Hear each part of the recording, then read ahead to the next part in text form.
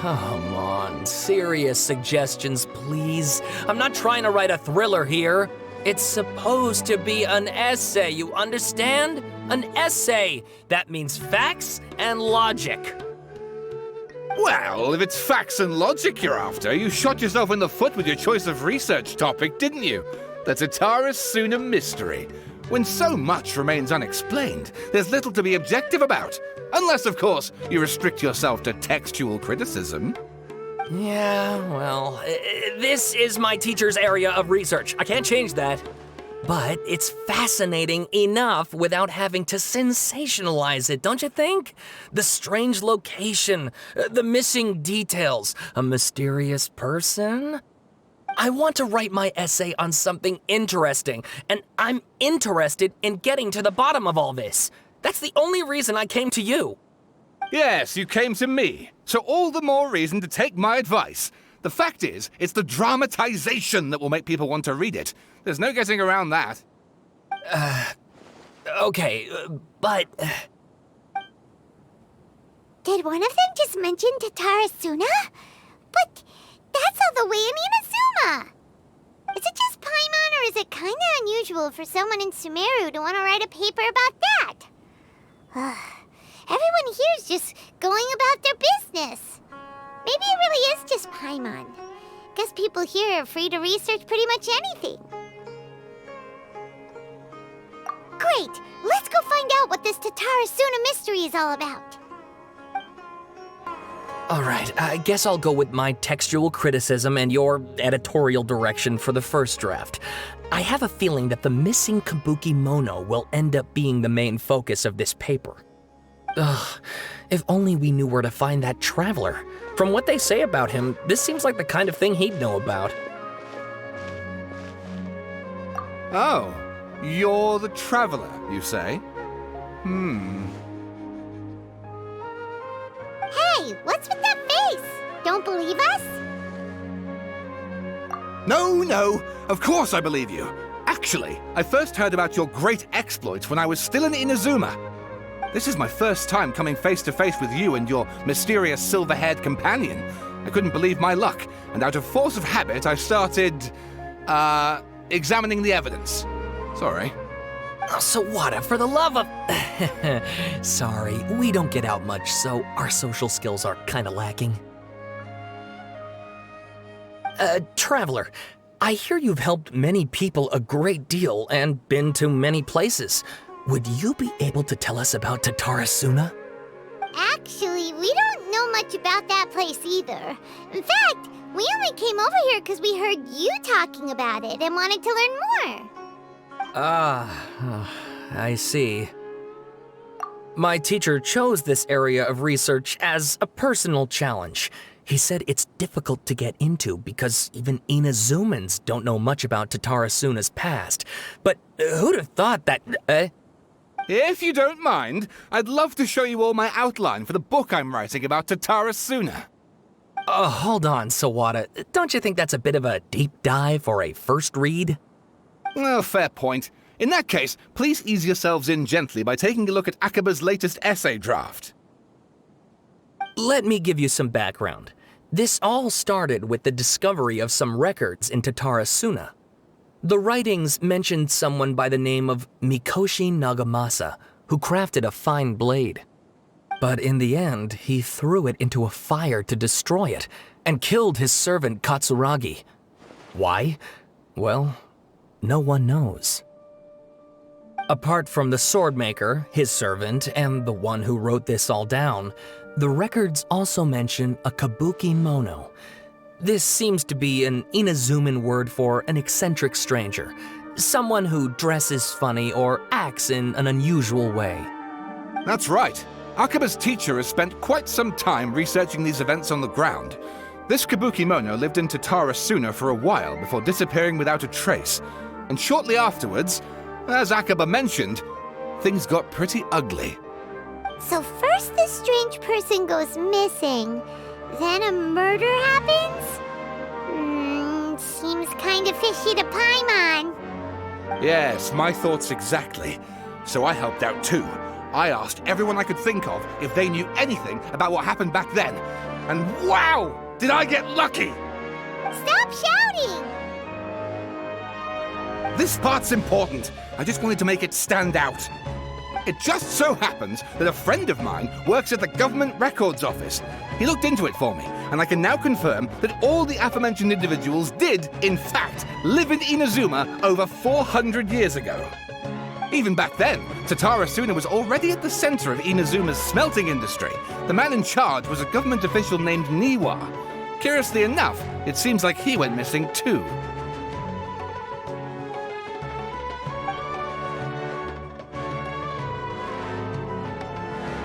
Wait, so there are 2 missing people in this story now? That's right! What's more, Niwa is a name with a lot of history to it. Have you ever heard of the great swordsmith clans of Inazuma? Oh, the swordsmiths? Yeah, like Ishin art and so on? Wow, yes. You really know your stuff. That makes things easier. So basically, this Niwa was a distant relative of the Kaidahara clan, the last practitioners of Ishin art. Something then seems to have happened in the Kaidahara clan, leading to their downfall. I don't know the details, but taken in light of everything else going on around that time, it makes you wonder whether it's all connected somehow. The Kaidahara clan? Sawada, you left out the biggest detail of all. Oh, yes, of course. How could I forget? Brace your minds, ladies and gents, for they are about to be blown. Or maybe you won't believe your ears. I wouldn't blame you, of course, because in all my years as a writer, this is by far the most. Get to the point, for Pete's sake. According to information acquired by Akaba's teacher, the Kabukimono was not a human, but a puppet. A puppet?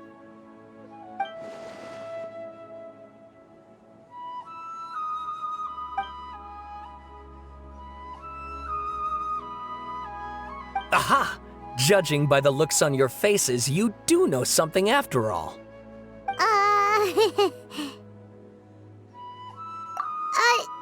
No! Paimon just meant, how creepy. The way you described it makes it sound like a ghost story. I agree, it does.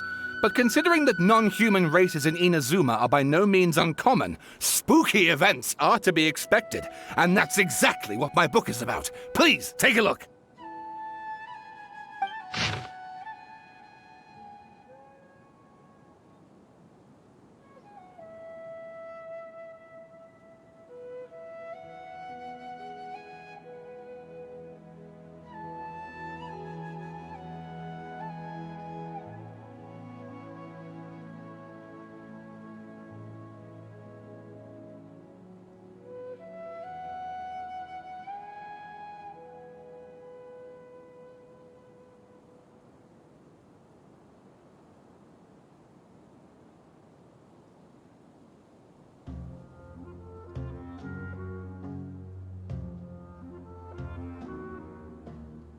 Oh, and please read my essay draft as well.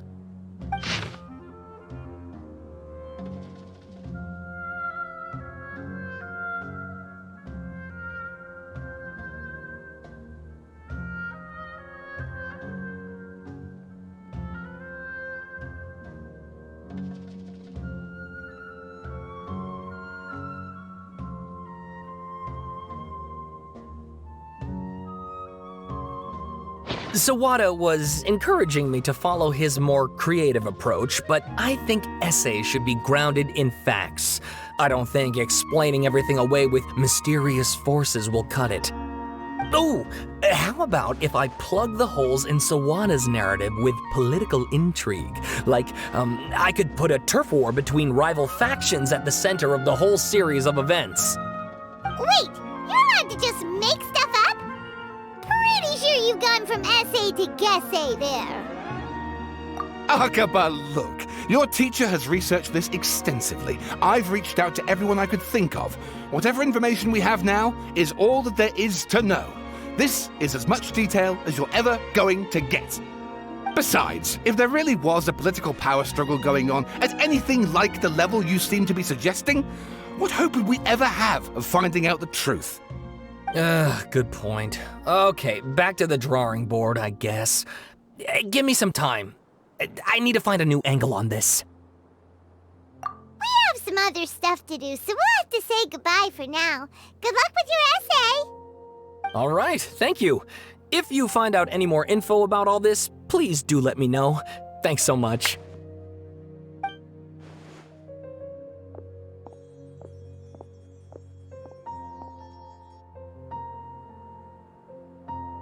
Hey, so that thing they were talking about, it has to do with the balladeer, doesn't it? Okay, then even if we did know something about it, we probably couldn't share it with them, huh? After all, we kicked his butt and got him locked up. Information about people like that is usually super confidential, isn't it? If you ask Paimon, Akaba should just pick a different topic. There must be as many essay topics as there are trees in the forest. There's no point in...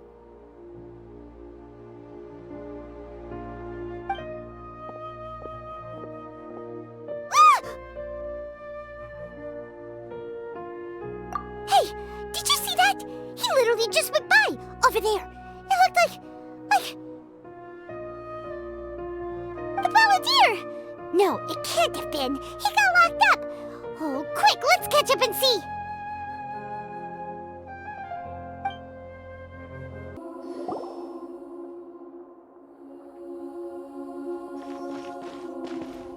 Traveler, Paimon, there you are. Nahida! Bad news. We just saw the balladeer strolling around in public. Did he escape or... Ah! It's him! Sure enough, you're here. Hey! What are you doing in the sanctuary of Surasthana? Aren't you supposed to be locked up? I know you must have a lot of questions. Please, allow me to explain. It was my idea to set the balladeer free. We made a deal, and he's gonna do some investigation in Irminsul for me. A deal? Huh. You sure you trust this guy? What did you expect? Why do you think Sumeru would keep me around otherwise? Or maybe killing me is all you can think about. But if that's the case, why haven't you done it already? Don't flatter yourself. It was... Nahida said there's still some mysteries in you to figure out. Ah, so if it were up to you, you'd finish the job? Guess I had you all wrong. There I was thinking you were just getting cold feet. Well, that escalated quickly. Not a good start. Could I ask you all to please calm down? But Paimon's worried about you, Nahida. Don't let him trick you. It's not every day you see people questioning the God of Wisdom's judgment. Just when you think you've seen it all. Don't you dare try to drive a wedge between us! As long as the terms are reasonable, I don't think there's a problem in making a deal. Even with the balladeer. Well, I for one have no reason to doubt you, considering you even struck a deal with the doctor. Yes, one in which I gained valuable information. You'll come to understand more about that in the fullness of time. The balladeer's power was all but completely spent after your battle. He's no longer strong enough to be a strategic threat to us. That puts him in quite a precarious position. Plus, he's a former harbinger with knowledge of many of the Fatui's sensitive secrets. Being stuck here in Sumeru could make him a sitting duck, depending on how the Fatui plan to respond. Wait a second. Former? You mean he's not a harbinger anymore? I take no pleasure in saying this, but it seems as if the doctor had no intention of welcoming back a loser, so... Sometimes it's you using them, other times it's them using you. Most human relationships are this way. Certainly all the stable ones are. That's how it was between me and the Fatui, and also between each of the harbingers. So as long as you have some value to offer, nobody will ever abandon you. But after recent events, even I have to admit that I'm not worth quite what I used to be. Well, if the Fatui are gonna reevaluate my utility, I need to have a backup plan for myself. As we discussed, I don't like causing harm to living beings, and you said you need protection. So, why not join forces with us? I think these two have made their objection to that idea fairly clear, don't you? And they're your friends, so I guess you'll be siding with them. Yeah, obviously! Nahida, don't listen to him! Then let's put that discussion to the side for now. We still have time. Today can be a trial run. Where we go from here will depend on how well we manage to cooperate today. All right, then I'll do what we agreed. Good. Go now, and keep in touch. Nahida, are you serious about this? Yes. I have my reasons for this decision. In fact, I'm largely doing it for your benefit. Yes. As I told you once before, there's information about your twin in Irminsul. Oh, yeah. Actually, that's the whole reason we came to see you today. So, you have an update on that? Mm-hmm. You may remember me mentioning that the Fatui had not included your twin's details in the Descender category. This is an extremely important point. It's possible that the Fatui have other information that even I don't know about. And since the Balladeer used to be one of them, he'll be better acquainted with this information than I am. He was granted the power to connect with Irminsul when he almost became the god of a new era. Even though he no longer has the Gnosis, some traces of its power remain in him. He can still connect. The amount of information in Irminsul is vast beyond description. Sifting through all of it without knowing what to look for would take too long, even for me. So I asked the Balladeer to search in Irminsul for any information about the Descenders. He's more familiar with this kind of information, and should be able to find it more quickly. Exactly! Or what if... Paimon just doesn't trust him! He's treated us as enemies every time we've run into him! I understand. But sometimes, everything is dictated by which side you're on. How things will go in the future depends on what information he brings back. And Traveler, I know what your heart desires most of all. Our minds have connected several times before. There is a corner of your heart reserved for an intense longing. A feeling of being all alone in the dark, searching for the one candle whose light still burns. As Sumeru's deity, it is my responsibility to be on guard against the Balladeer. But as someone who counts you as a friend, I want to do something for you. If this deal with the Balladeer can give you the answers you've been longing to find, then it's worth it. It's my pleasure, really. You're Sumeru's hero. You've more than earned it. Paimon's still worried about this idea. Is there anything we can do to help? I was going to contact you about that, but then you suddenly showed up on your own accord.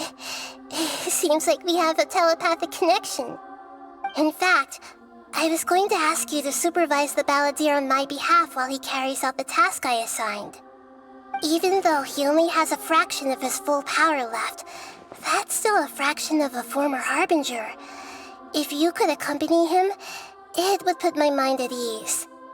Of course, I'll be there to help guide you through Irminsul from the outside. Great, thank you. Prepare yourselves. I'm going to transport you into Irminsul.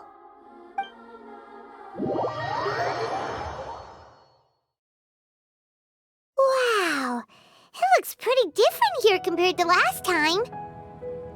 The colors are gentler. Guess that must be because Sumeru's at peace now.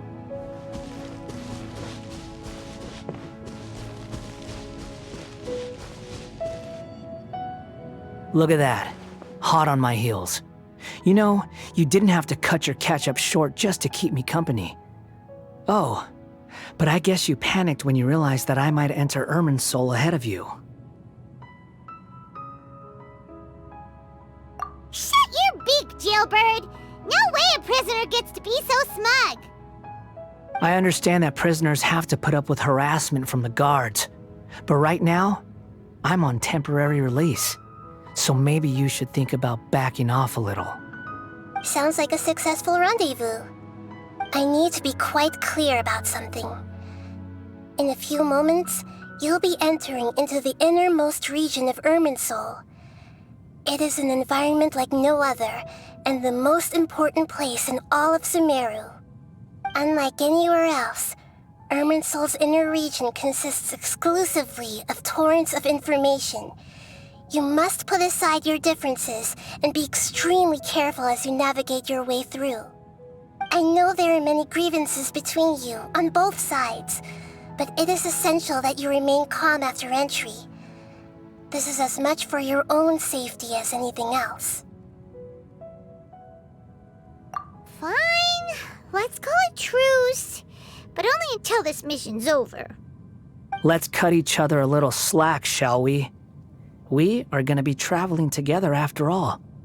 Per my agreement with Lesser Lord Kusanali, I'll be at the front.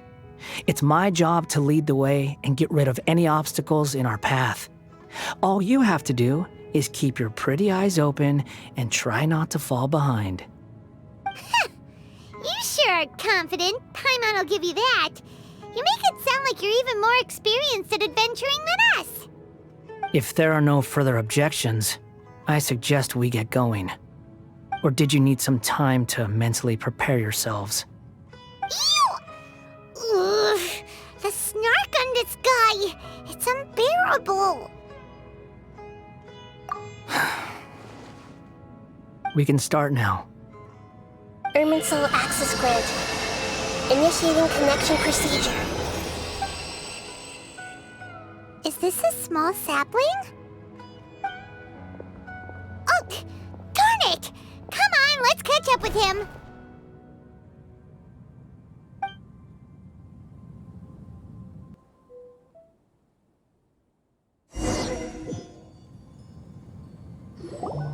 Wow!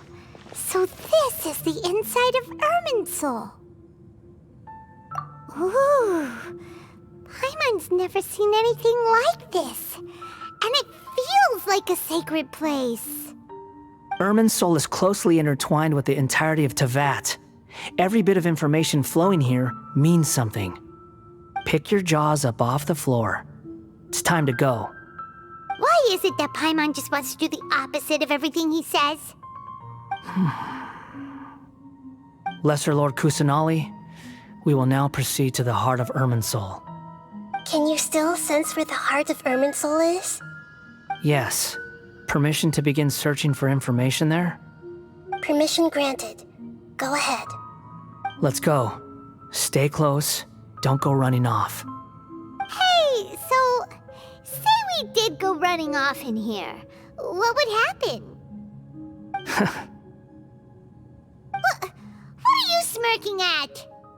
I was just imagining the look on your travel companion's face if you went and got lost. Anything's possible in here. You can't rule anything out. So if you want to stay safe, your best option is to stick close to me.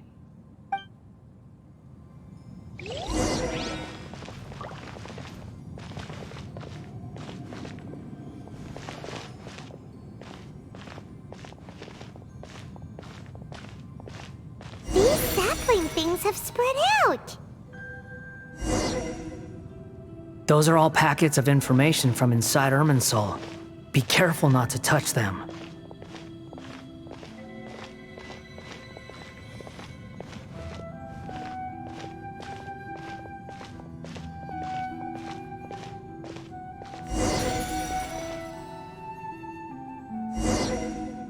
It looks the same in every direction.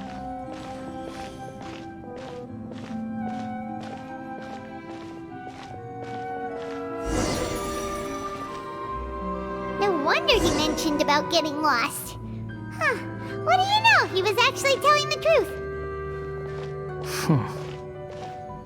Is he mocking me again? What is it this time? There's a time and a place to lie, but this definitely isn't it. So why don't you relax your guard a little?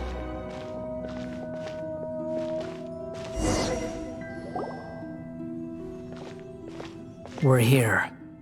What a huge tree!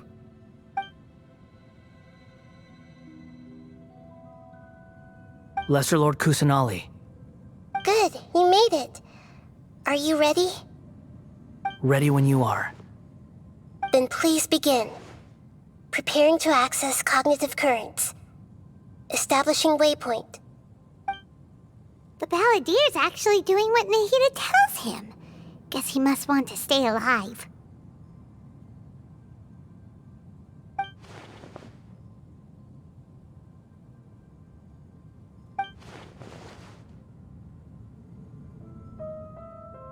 The rest is up to you.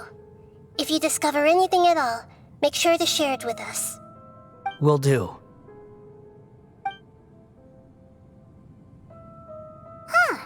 For once, we're the ones with nothing to do. Traveler, Paimon, would you like to talk?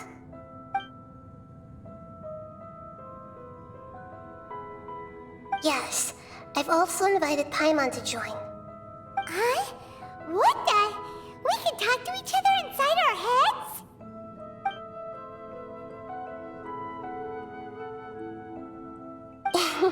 That's part of it. Plus, we're all friends. There's nothing wrong with us talking like this once in a while. Paimon's never tried this before. This is great! So, Paimon's been wanting to ask you something. Don't you think the Balladier's a bit of a walking contradiction? He's always talking back, but he seems to listen to what you say.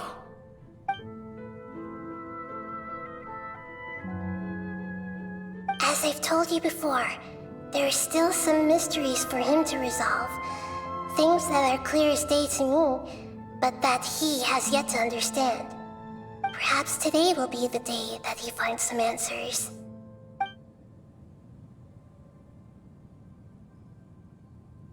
Well done. Smart and attentive as always.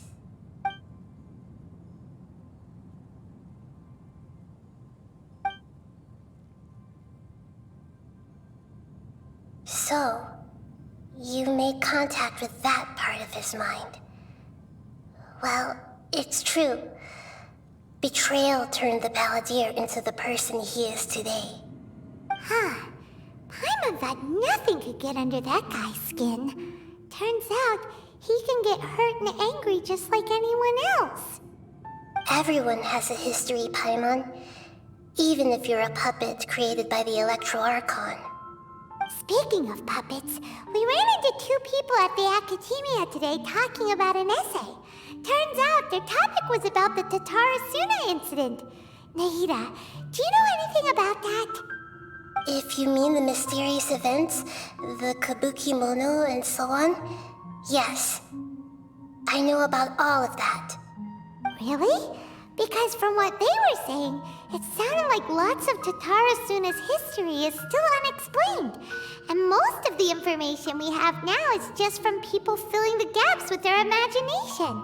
At least that's what they thought.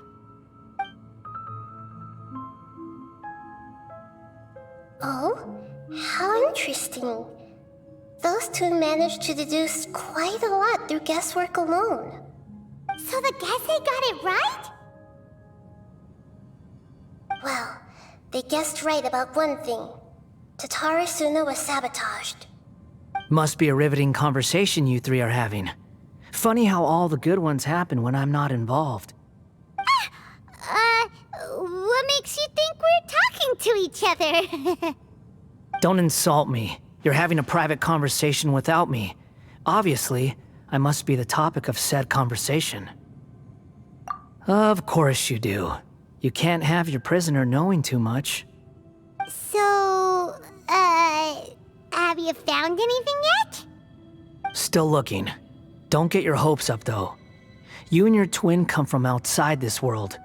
It wouldn't surprise me if there was nothing on either of you in Irminsul at all. Wait! How did you know about that? Did Nahida tell you? It's not like we've never met before. And anyway, you're world famous. It'd be more surprising if I didn't know a few things about you. Right now, we have to keep the peace. I'm not interested in creating more misery for myself, and making cordial conversation is something I can manage. Huh? Wait. This light, it looks similar to those saplings. What could it be? Anonymous data. Hey, don't you forget the agreement! You have to share it with us! Shh. Just wait. Mr. Niwa, are you certain this is worth the risk? We are talking about Tatara Suna's furnace, after all. It may not pay to act rashly. There's no one else who can enter the furnace. It has to be me. Is that so? Well, since you insist. It's...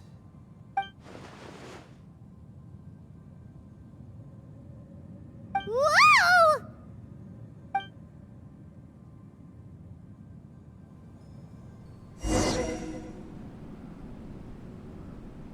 I have been in Tatara Suna for some time now. You have shown me great hospitality, as has Mikoshi Nagamasa, and indeed, everyone else. Under your leadership, Tatara Suna is a warm, welcoming place, like a giant village. People are gainfully employed, their lives have purpose, they are motivated. As I understand, the Raiden Shogun has, in recent years, eliminated much of the evil that plagued Inazuma. As for Tatara Suna, it was originally established as a means of safely disposing crystal marrow. The forging industry with crystal marrow as a raw material has since flourished, giving rise to generations of swordsmiths.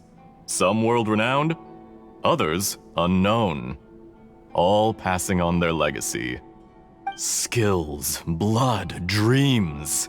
Every smith brought into this trade looks to find their purpose between steel and blade. That is why you accepted the proposal brought to you by myself and Akame. Yes, well, were it not for you coming to Inazuma and happening to make Akame's acquaintance, the two of you never would have joined forces. And he would be the first to admit that there's no way he could have revolutionized our forging process like this on his own. At least not on the same timescale. You allowed Akame to take all the credit for a method that you jointly developed. He sold it to me, and now every piece of ore here is smelted using the new technique. Even now, you remain one of Tatara Suna's key consultants, working right here alongside us. I believe it is you, sir, who are truly responsible for the changes in our manufacturing and forging methods. You flatter me. From the outset, I saw much that was commendable in the forging industry of Inazuma, and it has been my great honor to befriend you all.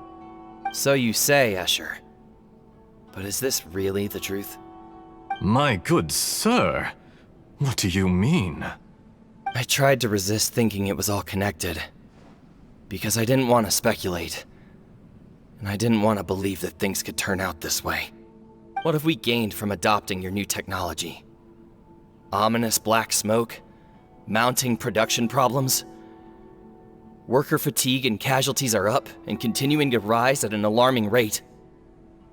And recently, as you well know, someone died because of that strange filth inside the furnace. We've kept the truth from spreading outside, but still, I suspect you understand it better than I do. None of the people who went out to get help have come back. Now, our mutual friend, the Kabuki Mono, is taking the Golden Feather to Narukami Island to seek an audience with Shogun. This is our last hope. But that doesn't faze you, does it, Escher? Nothing does. Otherwise, why would you still be standing there with that smile on your face? I'm just surprised that you finally chose to be so sincere. I'm sure you've been harboring these suspicions for quite some time. Mikoshi Nagamasa may have noticed that there was one common denominator among all these events. Namely you, Escher. but Mr. Mikoshi is more cautious than I. He does things by the book. After all, Nagamasa is the adopted son of Mikoshi Torichio, the yokai struck down by the shogun's own hand. If he truly seeks to redeem his family's honor, an abundance of caution is well advised. You're well informed on the subtleties of his situation for a mechanic all the way from Fontaine. Are you sure you're not a little overqualified? Why, Mr. Niwa, are you suggesting I find a job as a diplomat? Sadly, I am so very attached to my craft. Enough, Escher. I'm here because an evil force is raging inside the furnace. And someone needs to take your new device inside the high-risk zone so we can absorb it and put an end to the problem. I'm in charge here. And I'm about to take some responsibility and head inside. Probably to my death. But what about you? What are you still doing here? Judging from the look in your eyes, you don't seem to trust me. Drop the act! We're past that now. Whoever you are, it looks like your plan to destroy Tatara Suna has worked. I just want to know what you're still doing here. What's left? Don't you have all your answers by now? Honestly, I'm just waiting for the right moment.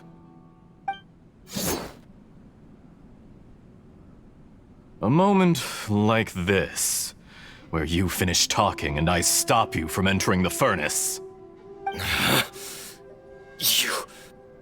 You...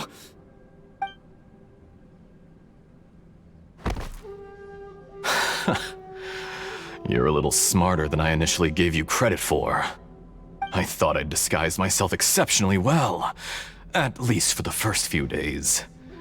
But to my surprise, you had your people look into my background right from the start. It's a long journey from Inazuma to Fontaine, but that didn't stop them. Eventually, they managed to confirm that Escher was an alias, and that I was not from Fontaine at all. And yet, despite all of that, you still fail to realize my true identity, and what I seek in Tatara Suna. Did you really think you would be able to see through my plan? If you kill me, there's no one who can get inside the furnace. So you're really going to destroy this place? Is that it? Oh, but you're quite wrong. There is one other person. Some may not see him as a person, but you told him yourself. You're not a puppet. You're a human. You're just missing a heart. Whoever you're working for won't get away with this. They'll be found out. But this makes no sense. What are you really trying to accomplish by all this? Why go to all this trouble? It's no trouble at all. Patience is a virtue which I have in abundance. This is all part of a carefully controlled experiment. If you must know, I'm happy to divulge my true identity. I'm a Fatui Harbinger. Call me the Doctor. The Fatui? Who? What do you want? Just to create a minor inconvenience for your nation. That's it? That's why you gave us your cursed technology? Just to let loose the evil energy from the crystal marrow? Look how even the righteous soul is filled with venom when faced with its demise. My device functions precisely as you say. It is the only chance you have of preventing a catastrophe and keeping the truth from the outside world. However, I did not make it with you in mind. It is easier for a person to be possessed by evil spirits when they are filled with hate. So give in to your fury. I want to see what happens when a malevolent heart is placed into an unsuspecting puppet. Make no mistake, even without you, that pure, innocent puppet would only end up being used by someone else instead. What other reason would a human have for befriending one who is not of our kind?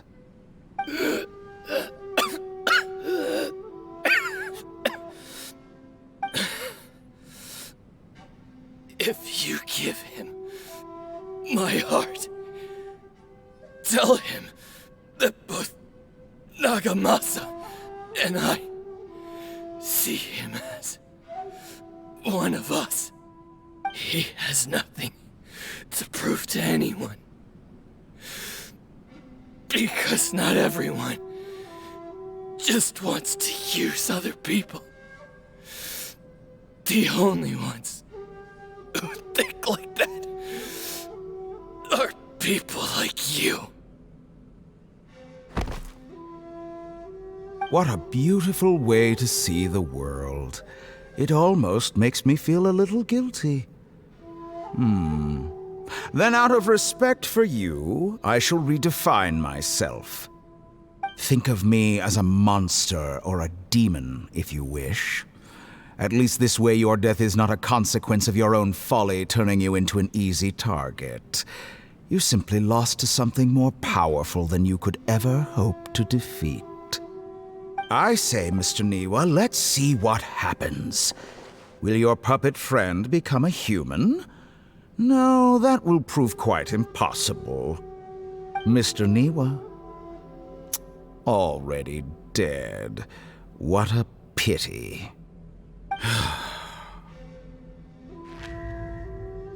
Jester, I have completed the task you gave me, creating a gap and infiltrating Inazuma's inner workings. What fun it was. I'd like to introduce a puppet to you.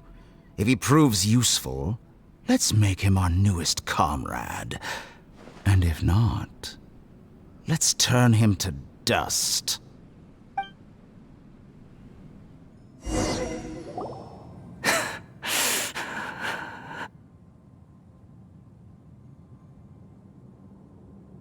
Hey, are you alright? Dottore.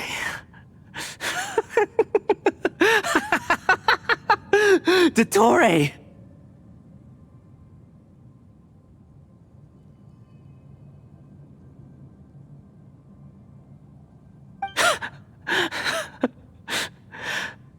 Good. Good. Was that the doctor? Did he turn into a mechanic from Fontaine? But why did we see things from his perspective?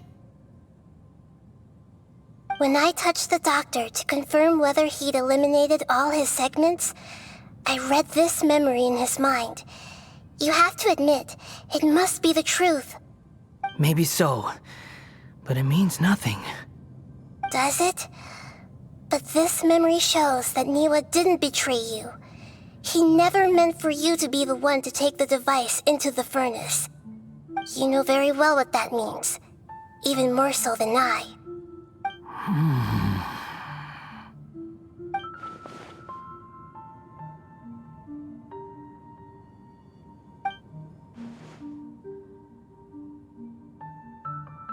Let's give him some space.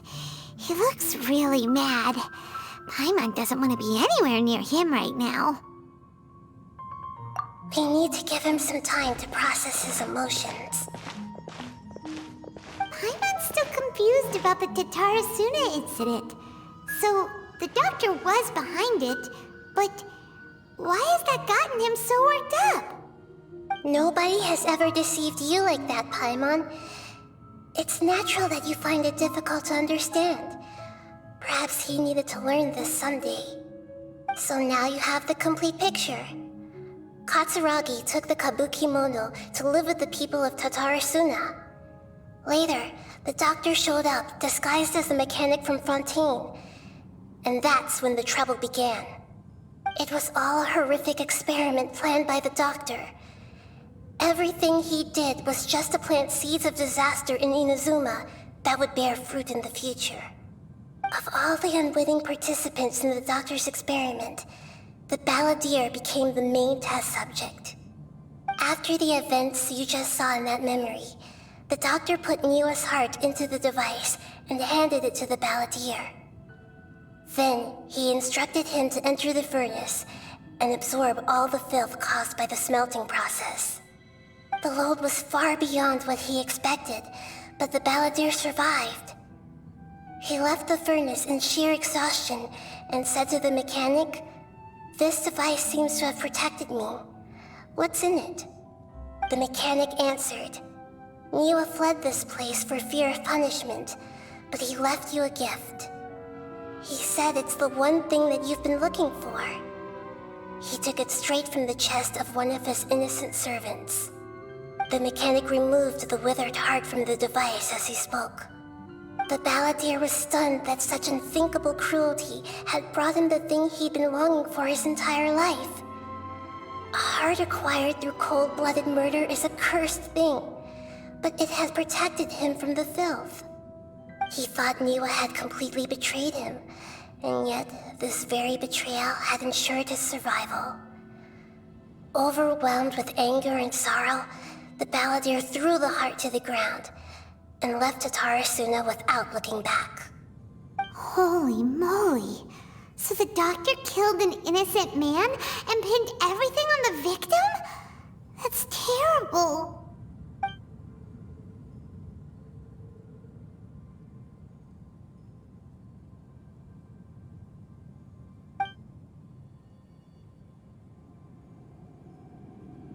Yes. Only if he understands this can he choose a new path forward.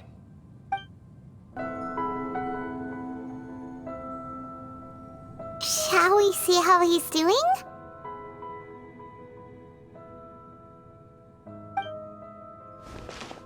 Hey, you alright? That's a scary expression. Are you worried about me? If we didn't have such a history, I'd almost think that qualifies me to be your friend. It won't. I'll keep my end of the deal. Hey, aren't you investigating the stuff we want to know about? That's why we're here. But unfortunately, there's no information about the Descenders in Irminsul. Even if you can't find anything, that seems to confirm it. Irminsul does not keep records on the Descenders. Anyone who comes from beyond this world is not counted as part of Tevat. Oh, does that mean we have to leave empty-handed? Don't thank me just yet. You look really upset. Well, since Irminsul was a dead end, I guess I can share some other info that might interest you. Huh? About what? The reason why there are records about your sister in Irminsul. It might have something to do with Conria. Apparently, Conria was her first destination when she arrived in this world. Plus, she only came to this world because the heavens responded to the summoning. The heavens responded? The Jester told me this himself. You can take his word on this. He was a royal mage in Conria, and lived with your sister for a time. I don't know the details. It's up to you whether you want to believe me. All I can say is, I wouldn't lie to you about this. Did you get all that, Lesser Lord Kusanali? Yes. Astonishing news. Does this info count towards my mission? It wasn't from Irminsul, but was it valuable? Very valuable. Good. In that case, I'll take some time for myself now. Huh? What have you done? Lesser Lord Kusanali was right. My power's all but completely spent. Even if I use all of the divine power left in me, I can't sustain this shield for very long. I shared a secret with you, and now you owe me. So in return, I'd like you to answer a question for me. Give me your hand.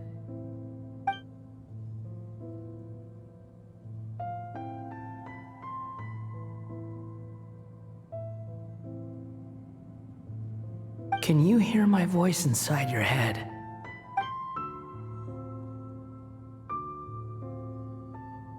No, I can't do anything like that anymore. At most, all I can do is exchange a few words with you.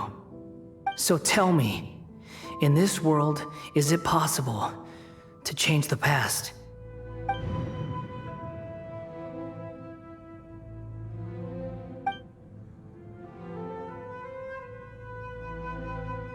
Done. Huh? What the? What happened? Paimon only saw you hold hands for a second. Nothing. I was just thanking him for helping me.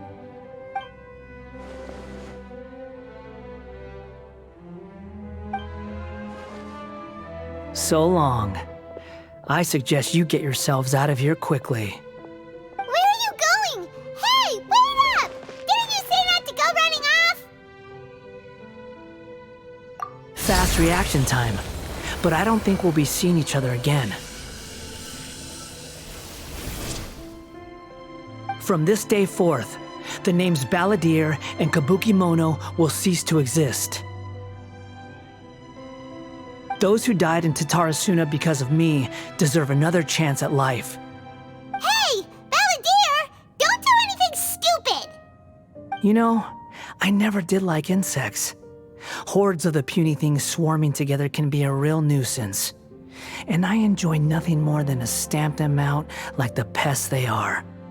But if a colony of harmless ants isn't threatening anyone, I guess they deserve to be left alone. Luckily, everything can be set right. It's time to solve this once and for all. Balladeer! Balladeer! Uh-oh, he disappeared. Come on, we gotta find him somehow.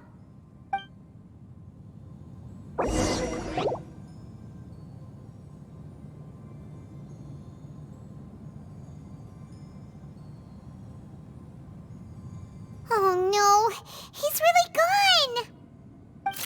Oh, can you hear me? Nahida! Traveler, Paimon, Balladeer, what happened just now? I was suddenly cut off by some kind of power. It was the Balladeer's fault. He shut you out.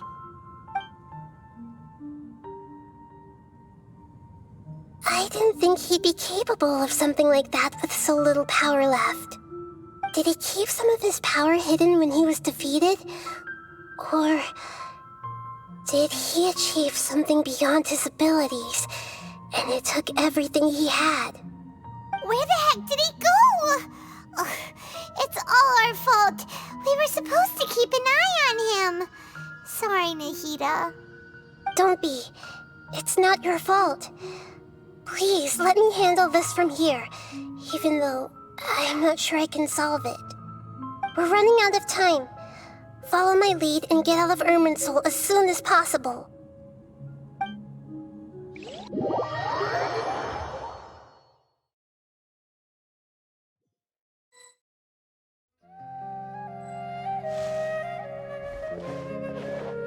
We're out! And we're at, an inn or something? This is an emergency. I'll have to ask you to stay here for now. Everything's arranged, and nobody will disturb you. I'm sorry, but this isn't something I need your help with. Leave this one to me. An emergency? How bad is it? Nahida, will you be okay? Don't worry. If my assessment is correct, though there may be some minor disturbances, it won't lead to a disaster. Please rest and recover your strength here until I say it's safe. Her voice has gone. Paimon can't shake the feeling that something really big has happened. What do you think the Balladeer meant? And why did he suddenly grab onto you before?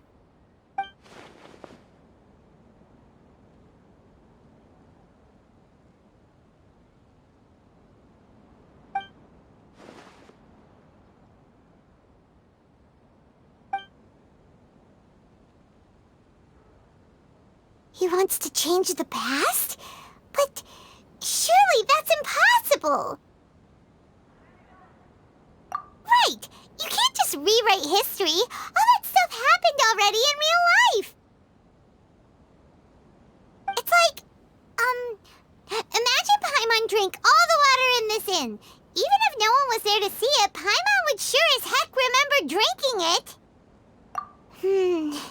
So, why does Paimon still have a bad feeling about this? Paimon can't help but feel scared about what he might do. Oh, Paimon's so confused. Huh? Ah! Sorry, Paimon accidentally... It's the Balladier's fault for causing Paimon all this mental stress. But erasing yourself from history? It's unthinkable. Is that really possible in Irminsul? Uh-oh. Paimon's head is overheating from trying to understand what he's up to. And it's still not working. Ugh. Paimon's had it with that little brat. He's been nothing but trouble ever since we met him. There's no way he'll actually succeed, right? Otherwise, won't everyone who's connected to him be affected too?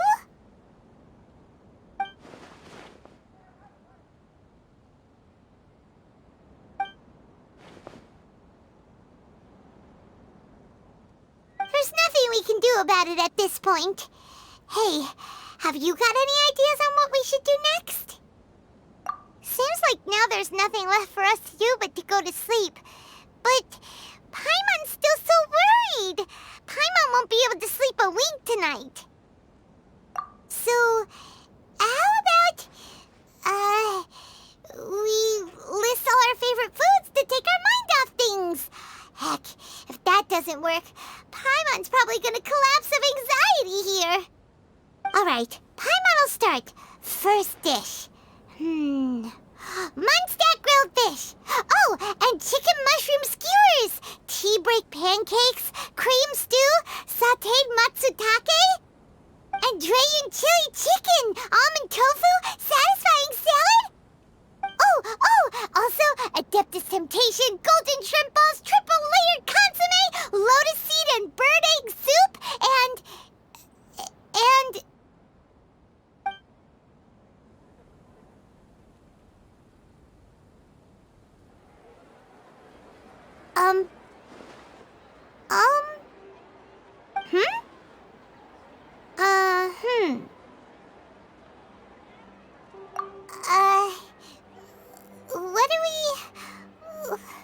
What was Paimon supposed to be doing just now? Paimon was, talking? Huh. Paimon suddenly can't remember what she was talking about. What was it again? The Balladeer? Is that a food too? Huh. Weird name, though.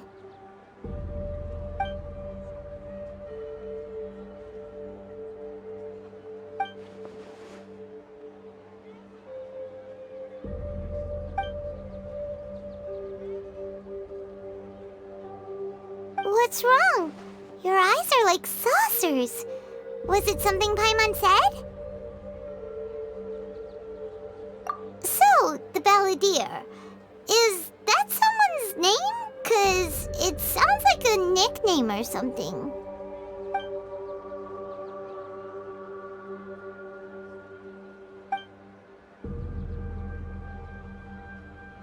Okay, sure. Where are we going? Huh? Fine by Paimon, but is everything okay? You're acting like this is an emergency. We've made it to Amanoma Smithy. Ah, it's been a while. Of course. Go ahead. Oh. Now there's a question I wasn't expecting. Very well. I'll tell you what I know once more. The once renowned Raiden Gokuden, comprised of 5 branches. Amenoma, Futsu, Ishin, Hyakume, and Senju. The art of forging practiced by these 5 clans was first taught to them personally by the almighty Shogun.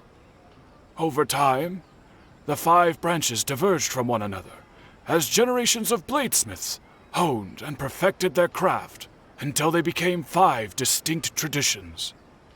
Most of the great swordsmith clans of old have since fallen into decline, and for a long time, only the Amenoma branch kept its art alive. But fortunately, Kaedehara Kazuha recently returned to Inazuma and took up the mantle of the Ishin art. Now, 2 clans remain of the original Gokuden 5. If my memory serves me right, you yourself were present when he forged the Ishin blade. Oh, yeah, we were! Paimon remembers that now. We learned a bit about the decline of the Raiden Gokuden then, too. It seems like such a shame.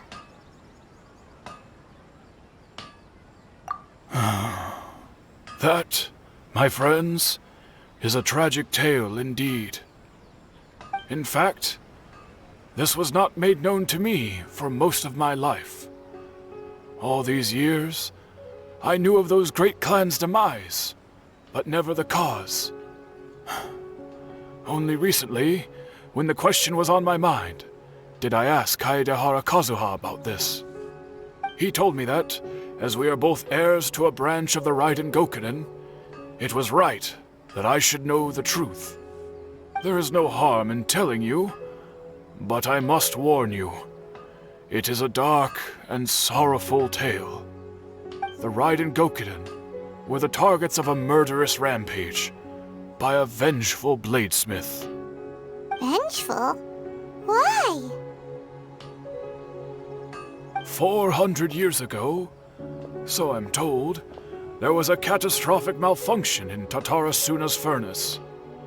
One brave swordsmith heard the commotion and chose not to flee, but he rushed to the scene, hoping to prevent a disaster.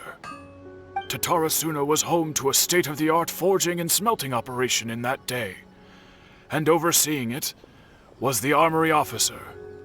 His surname was Niwa, though he had family ties to the Kaedehara clan.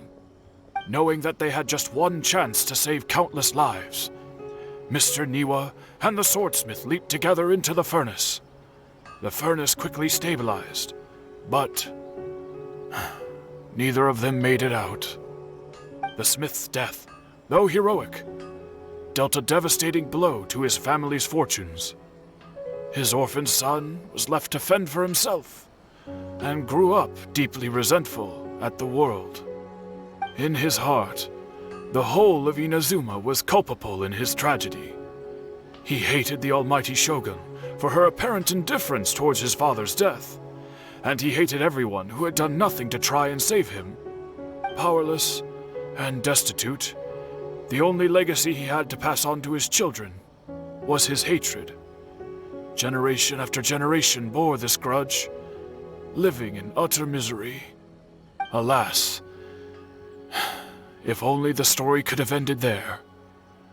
But 100 years ago, the then head of this family reached the end of his wits.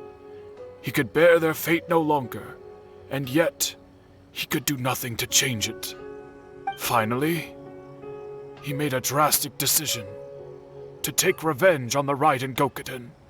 In doing so, he sought to vent his pent-up anger and shake the very foundations of Inazuma's forging industry.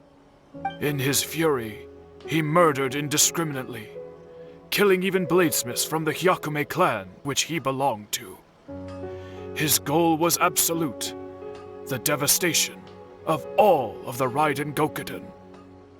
But when he came to the Kaedehara and Kamisato clans, his killing spree came to an abrupt end. He failed to catch them unawares. They fought back fiercely, and they did not spare his life. That is why the Kaedehara clan and their Ishin art survived that day. I suppose they were the lucky ones, under the dire circumstances.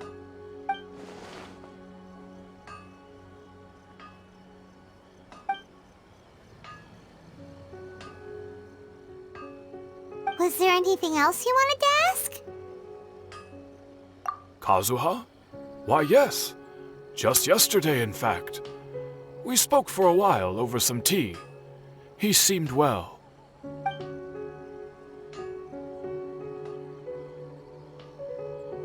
My pleasure. Don't tell Paimon. There are other places you want to visit too, right? Your expression says it all. You can't hide anything from Paimon. On to the next stop. Lead the way, traveler. Paimon will be right behind you. We're here. This is the Yashiro Commission's headquarters, so... Traveler, it's been a while. If you're looking for the Commissioner and Miss Kamisato, I'm afraid your timing is unfortunate. They're not here right now. Are they out on business? The Commissioner is out on business, and Miss Kamisato is standing in for some meetings in the Commissioner's place. If it's urgent, you're welcome to wait inside until they get back. What do you think? Shall we go in?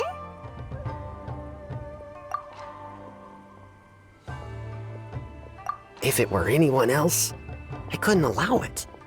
But seeing as you're so close with the Commissioner and Miss Kamisato, I think it should be okay. We'll be heading in then. Thanks!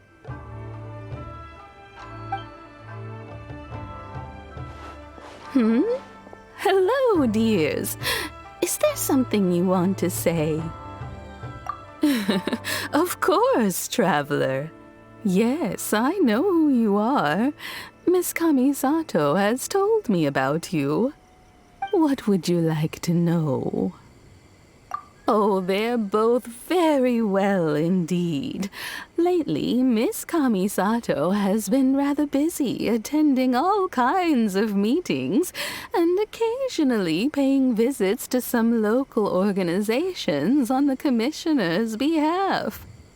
As for the Commissioner himself, well, you know, busy as ever. That much hasn't changed. Although he does seem to be in a rather good mood these days. So pretty much business as usual on the Yashiro Commission, huh? Very much so.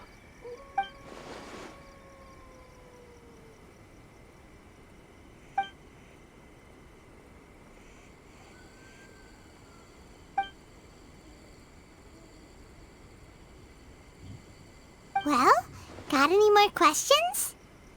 You're very welcome. In fact, I would love nothing more than for you to come and visit more often. But I'm sure you must be far too busy to have time for that. Miss Kamisato talks about you all the time. She seems so thrilled to have you as a friend, and she's always saying how talented you are and how much she admires you. I must say, many things in Inazuma seem to have taken a turn for the better since you arrived here. So you're not just Miss Kamisato's knight in shining armor, you know. You're a hero to us all. I mean it. Whenever the Commissioner dines at home, Toma always joins him. I always find myself at my most relaxed when I'm serving the two of them and listening to them chat away. The Commissioner has such a busy schedule that he doesn't always have the chance to take his meals at home. But given the opportunity, he always prefers to dine here. They say it's because Toma's a much better chef than most. Oh, the Commissioner is so fond of home comforts. They get to talking about you sometimes, too, you know. Always with a very fond tone. The way one would talk about dear old friends around whom one can truly be themselves. Miss Kamisato occasionally joins them as well. Whenever the whole family gets together and they start talking about people they've met and experiences they've had, you always get a mention. It's been many years now since the late Mr. and Mrs. Kamisato passed away. Much has happened in the Kamisato clan in that time. As someone who is old and gray enough to have watched their son and daughter grow up, it makes me so happy to see them meet a dependable friend whose company they enjoy so much. So, in the future, if you ever do have the time, please know you are always very welcome at the Yashiro Commission headquarters. There will always be at least one old lady who would be delighted to have the pleasure of your company. Wonderful. Thank you. Paimon likes it here too. Also, you were saying something about the food here being really great. Paimon's itching to try it. We may just have to invite ourselves around for dinner sometime. Paimon meant we should come pay a visit again real soon. Ideally around dinner time. Of course. You're always welcome. Alright, goodbye for now. Where are we going next? Great! Goodbye, ma'am! Don't worry, we'll see ourselves out. All right, then. Take care now. Hope to see you soon. Oh, are you two leaving already? Yep, everything's taken care of now. Don't worry. Very well. Safe travels. Goodbye. Well, here we are. But what are we looking for? Something or someone?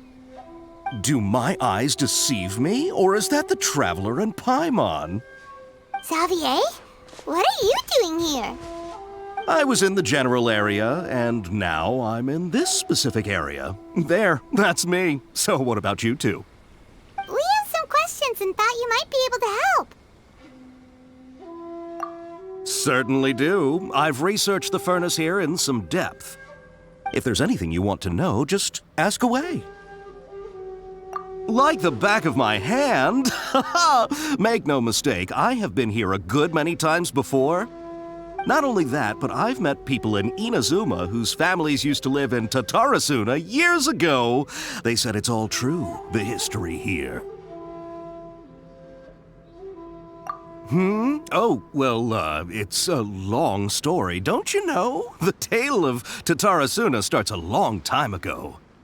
I'm told that its history is one of the most foremost forging and smelting operations in the nation, goes back around 1,000 years. Still, the furnace has had a couple of serious maintenance issues along the way. A couple? When exactly? One was just in the last few years, the other was several hundred years ago. A fun fact, I'm not the first Fontaine tech guy to come and work on it either. There was a guy back then too. They say he was a mechanic who consulted on a technology upgrade. It seems like the technological collaboration between our two nations goes back a long way. How about that?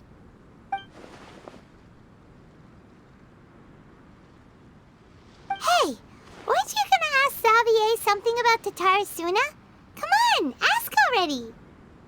Oh, I didn't realize you two were here for a history lesson. Me neither. Paimon doesn't know what's gotten into this one today.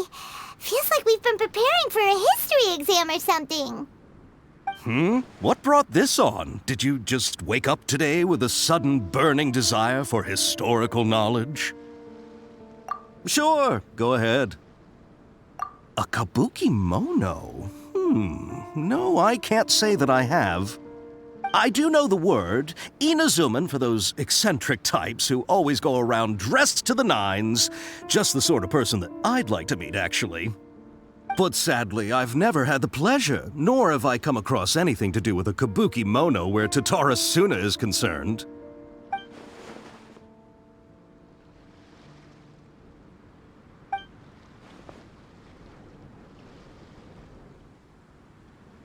Of course! Don't mention it. Oh, we're leaving? Okay, bye, Xavier. Oh, you're most welcome. More than happy to help. Farewell. Looks like you got all the information you're looking for. Sure, but what's up with you today? Whatever it is, it seems like it's really troubling you. Keep your smile, Spinal Crocodile. No matter what happens, Paimon will always be there for you. Come on, you gotta keep it together. Why don't you grab something to eat? You can't go facing life's challenges on an empty stomach. All right, let's head off and go meet Nahida.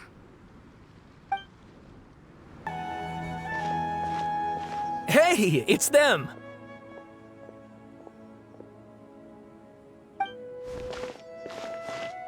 Akaba, Sawada, you're still here?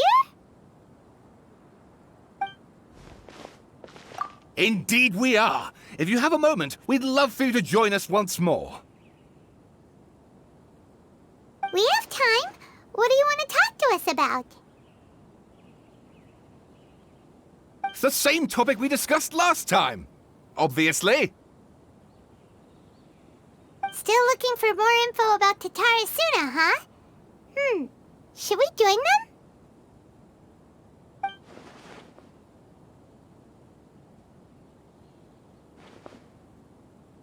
Unfortunately, we haven't made any real progress.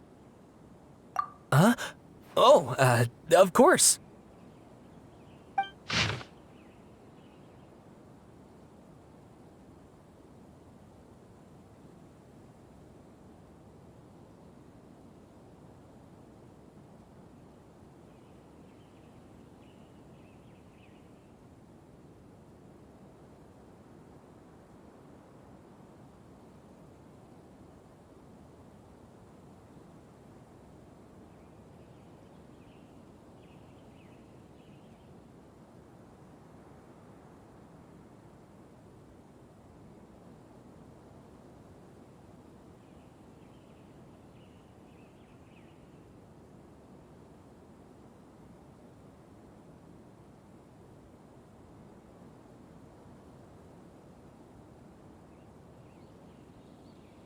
I presume you'll want to read mine as well.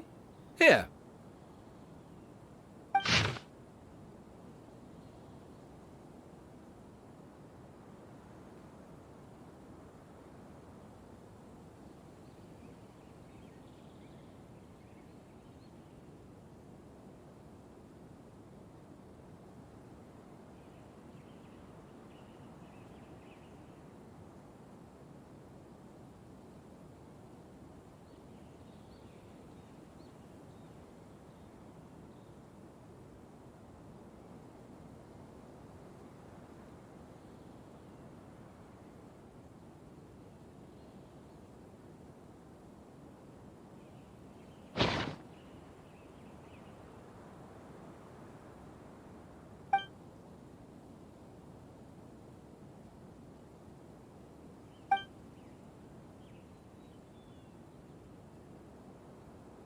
Well, what do you think? Hey, Traveler. Remember how last time Akaba was saying how he wished he could gather more information about all this? Well, we just got back from Inazuma. So how about we tell them what we learned? What did you find out? Something big? It's a long story. Basically, we have some friends in Inazuma, and...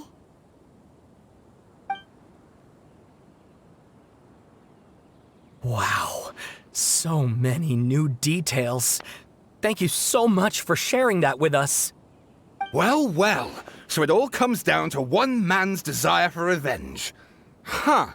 You heard this from a member of the Amanoma clan, you say? Then I guess it must be true. Ugh. So there's no ghost story here after all. This new information actually lends further credence to my hypothesis. Evidently, swordsmiths were seen as having an incredibly prestigious role in society those days, to the extent that harming them was conceived of, at least by the perpetrator, as a way of exacting revenge against those in power. Yes, okay, point taken, you were right. But that doesn't mean I can't carry on with my novel. And they're back at it. These guys are really into this. Oh, so sorry. Look at us, prattling on about our projects and ignoring you. Thank you so much for the information. You're welcome. See ya. Keep us in the loop if you find out anything else. Will do.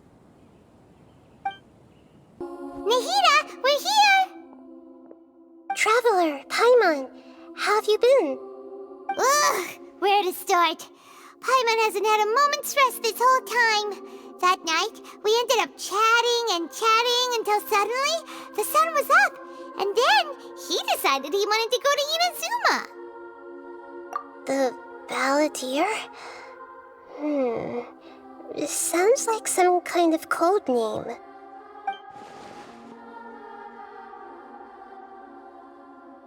You look troubled. Is there something you need to tell me?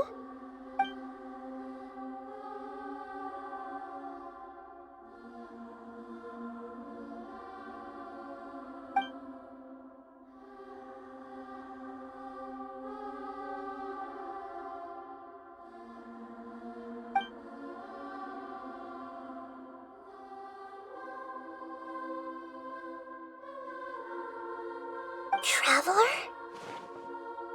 Hey, what's wrong? You look so upset.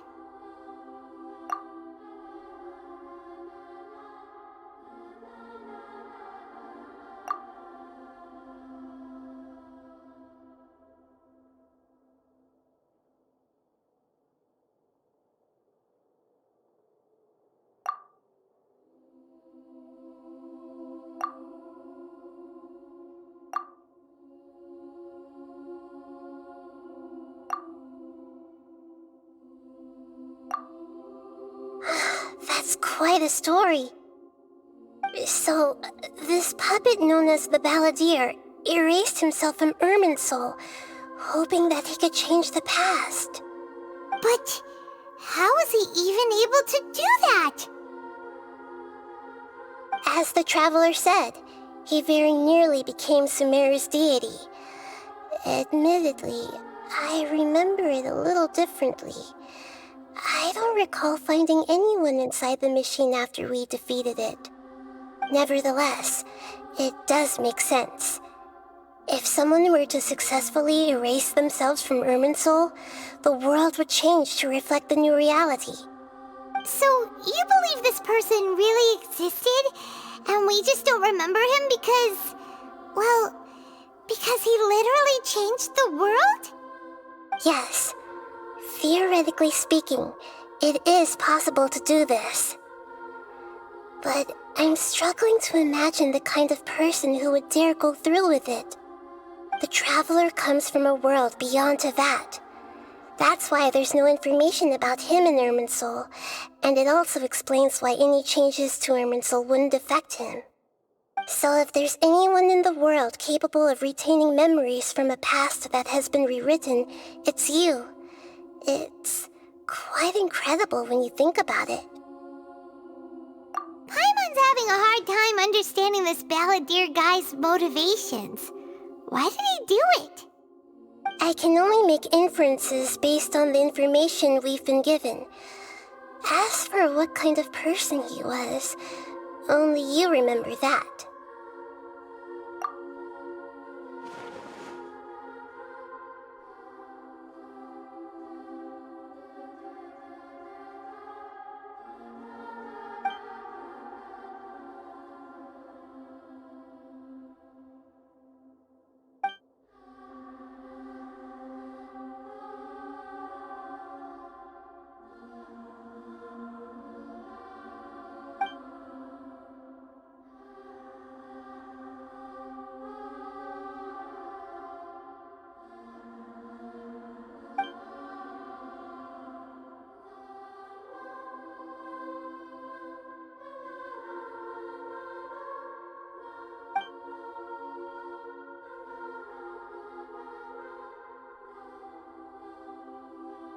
something else worrying you? Something that you can't share? It couldn't change the fate of the ones who had died, right? Once the balladeer realized he hadn't been betrayed after all, it must have completely changed his view of the people of Tatarasuna. Now he saw them as friends again. He couldn't keep hating humans after that, and if he thought there was a chance he could save his old friends, it would be hard not to try. This story makes sense, every part of it. The balladeer tried to achieve godhood with the doctor's help. He was unsuccessful, but retained the power to connect with Irminsul. That power then enabled him to change what was recorded in Irminsul and erase himself, even though he didn't have much strength left. Yeah, it does make sense, but it still ended in tragedy for his friends. It just feels so hopeless. He gave everything to do this, but it seems like he got nothing in return.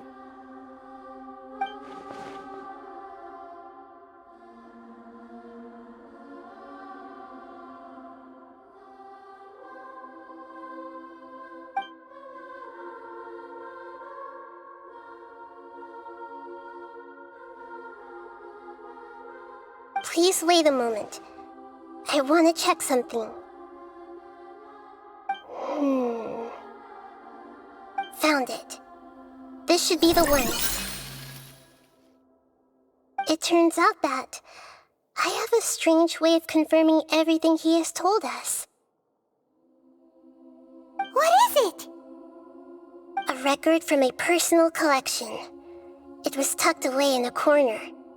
You should take a look.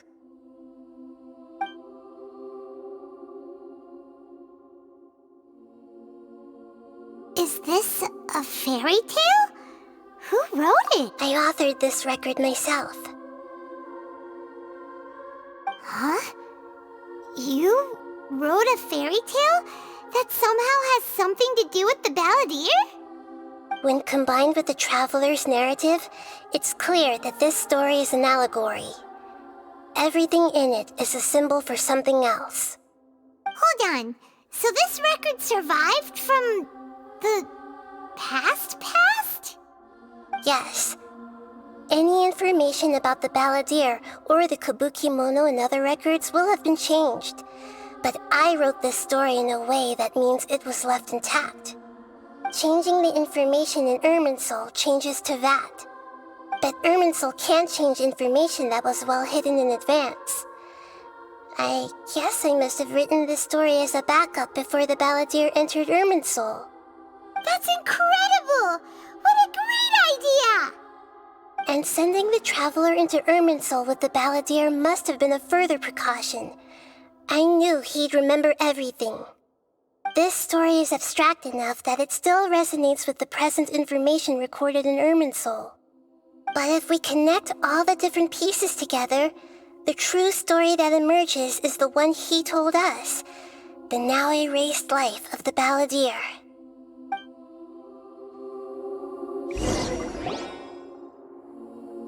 There was once a lone monster draped in fox fur. The monster found a family of foxes, joined them, and they became friends. The monster lived with the family day and night, and everyone treated it as one of their own. Once in a while, the monster would take off its fox fur at night and lament to itself as it gazed at its reflection in the water. I am a monstrosity, yet they are too foolish to see it. I pity them. But the monster soon found solace when another came to live among the foxes who was not their kin. A kitten, carved from the wood of a white tree who had been abandoned by the humans. The kitten too wished to become a fox, but its tail was too slender and it could not grow a coat of richly colored fur. Yet when the other foxes saw this, they spoke words of comfort to the kitten. Even without a tail and fur like ours, you are still one of us. Furious at this happy resolution, the monster lit a fire on the mountain. The terrified animals panicked as the fire spread. The only way to extinguish the flames was to make a sacrifice. A gray fox stood up and addressed the monster. It said, "You are the cleverest among us. Surely you can help us find a way to solve this." The monster smiled, led the fox toward the fire, and murdered it. The gray fox's heart was turned into a beautiful drop of water, clear, spotless, and pure. The monster gave the heart of water to the kitten, telling him, "The foxes have decided. You are the one who must be sacrificed. Take this, quench the flames, and die for your fox kin." The fire was extinguished, but the kitten lived. It left that side of the mountain and found a little bird who had a broken wing. The two promised they would spend their whole lives together, but the little bird did not have long left to live. It passed away soon after. After burying the bird, the kitten left the mountain for good. Never again would it cherish a single creature, nor a single blade of grass that stood on that mountain. The kitten spent the nights wandering aimlessly, gnashing its teeth at the moon. How it wished to swallow the moon and devour the moonlight. If the world could only return to darkness, then it would finally be peaceful and content. I will become the new moon, the answer to everything. Then, no one will know that there were once birds, foxes, and cats in this world. And no one can know that they were different.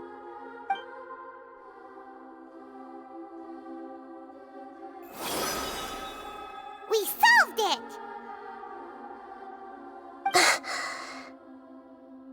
I remember now.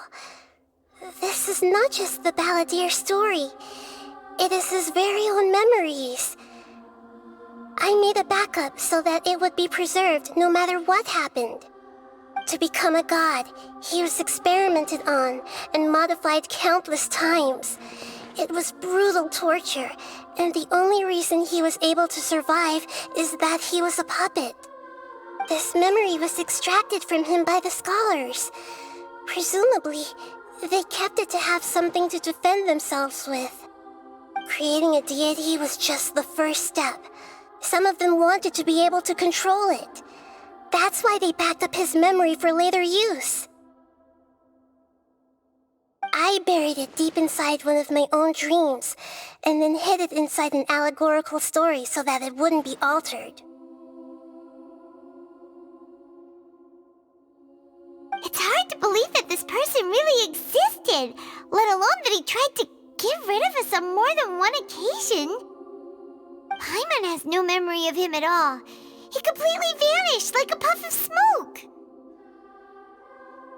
The Balladeer agreed to help me look for information about the Descenders, and although he was unsuccessful, he still helped you.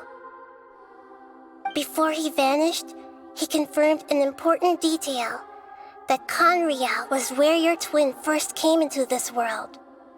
We still don't know how the change to Irminsul will affect the senior ranks of the Fatui, but in all likelihood, they won't even remember their own Harbinger. It sounds like Paimon wouldn't like this guy a whole lot if he was still around. But still, Paimon doesn't like the way it all ended that much better. This is why wisdom alone cannot answer all our questions. We look, we see, and we comprehend, but the question still troubles us. So the answer is not everything. People yearn to find the truth and then conquer the troubles they face. When you give someone the truth, you give them a chance to choose their own destiny. To others looking on, this may seem like a pointless endeavor, but for him, the chance to act on his desire to disappear must have meant a lot. Never forget that even when we walk beneath dark clouds along a road filled with suffering, the light of wisdom is always there, guiding us toward a better destination. And that is what you have been doing all along. Yeah, Nahita's right. Cheer up! How about we go get something to eat? We can pick up this heavy conversation again later. Good idea. Paimon, why don't you take him out for a walk to clear his head? You got it! Come on, Traveler! You need to get out of your head for a while. You'll feel much better after taking a walk.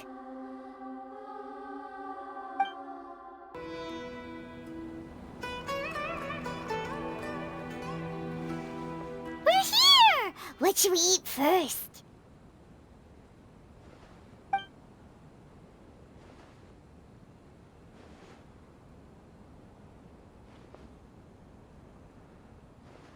Hey, are you gonna answer or what?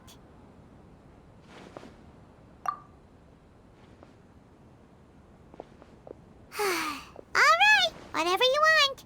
Well, Paimon will be right here when you figured stuff out. Then we can get something to eat.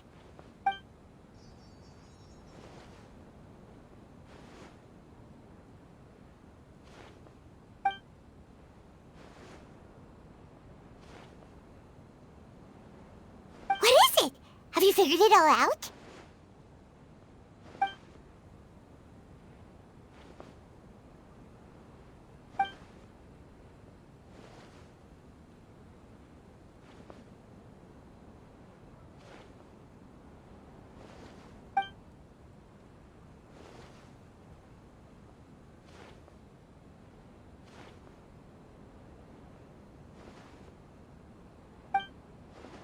Why'd you jump up all of a sudden?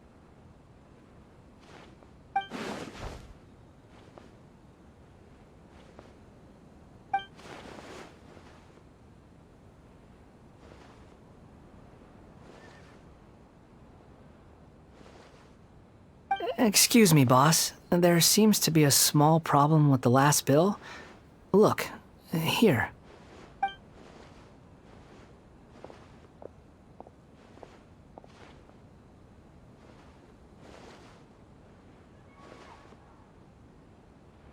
Hey! Hey, wait!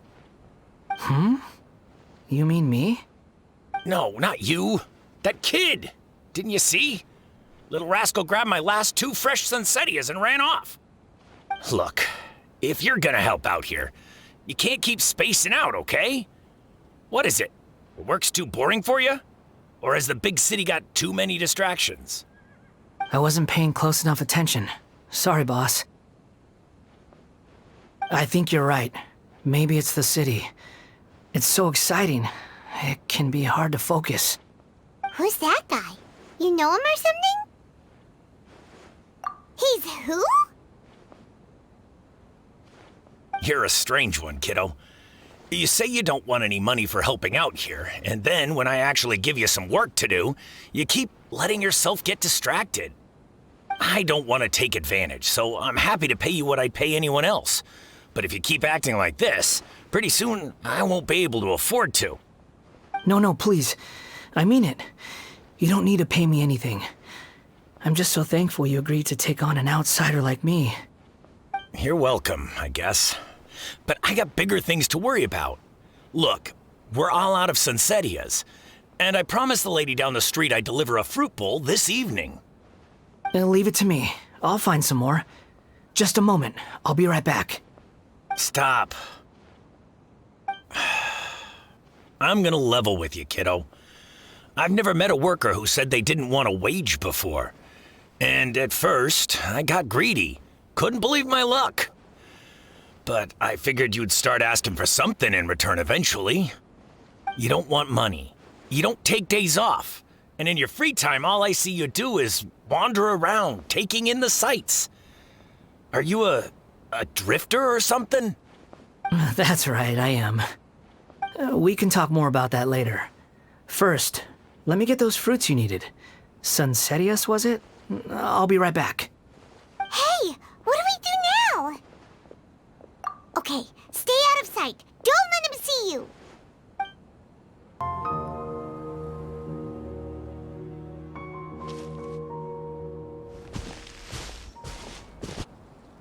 Yeah, this'll do. Even though you say he's the balladeer, what are we planning on doing? Stealing his Sunsetias? Isn't that a bit too cruel? Oh, alright. This should be enough. Guess I should wash them before I take them back.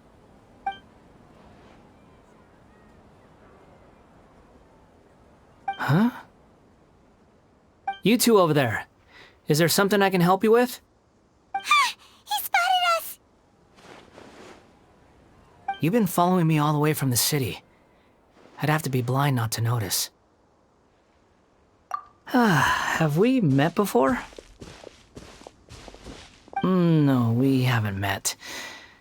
But you know me? I have no recollection. Are you absolutely sure? Sorry, but I just can't take your word for it.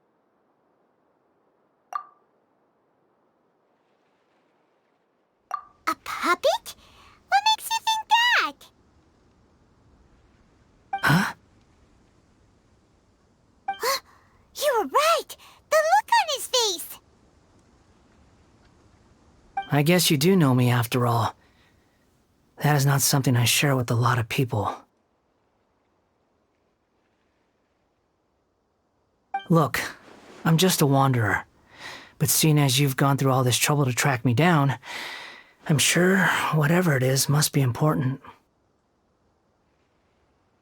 Okay, but please let me deliver these goods to my boss first. Are you really working for that guy? He said you don't want any more for it. Is that true? Yes, I ran into him out in the wilderness during a storm, and he let me take shelter in his cart. In return, I said I'd be his helper for a while. That's oddly nice of you. Let me take these back. Then I'll come with you, okay? Then let's return to the city. Here you go, boss. I'll leave them right here. Oh, you really went and picked some more. Who are these two? Something's come up, and they need to borrow me. Sorry, boss. I'm afraid I'll be away from the stall for a while. I was just about to pay you anyway. Go wherever you want, kid. Don't waste your time here. What? I get it, okay? You just wanted to help me out, to thank me for giving you shelter from the rain that day. Even then, I don't understand why you're so adamant that you don't want any pay for it. But look, it was pouring down, and there you were, sauntering along without a care in the world, like you had nowhere to be and didn't even care that it was raining. Imagine you were me for a second. It's a little weird, right? Why is this guy traveling during a rainstorm if he's not trying to get somewhere? And why is he taking a shortcut through the open country if he's not even in a hurry? But anyway, taking you in didn't put me out even slightly. You don't owe me a thing for it. Certainly not all this. Your time is valuable. You know, you should go live your life. But I don't...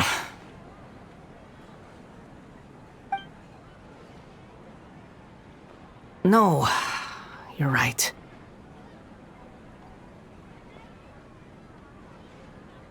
Then I suppose this is where we say goodbye. Thank you again for taking me into the city. Don't mention it, kiddo. I've run into all kinds of characters over the years. I just hope you find your path. Thank you.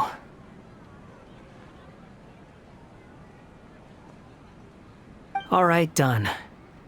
Thanks for waiting for me. We can go now. Nahida! Nahida! What's wrong? Huh? Are you? Hello. I do apologize for the sudden intrusion. We found this guy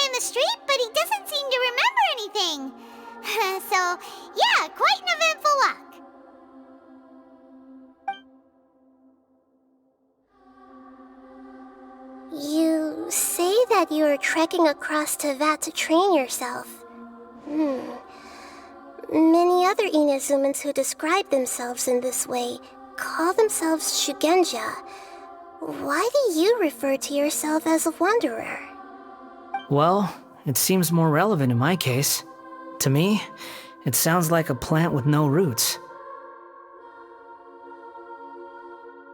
But these two claim that they know me, and that I have a hidden past unknown even to myself. I wouldn't call it the past, but rather... this is a difficult one to explain. I don't like to rely on using terms like this often, but in your case, it seems that it ought to be called, previous incarnation. Oh, like a past life or something? Yes, something far more distant than the past. So far away that you cannot perceive it. Okay, I have to ask. What was I like in my previous incarnation?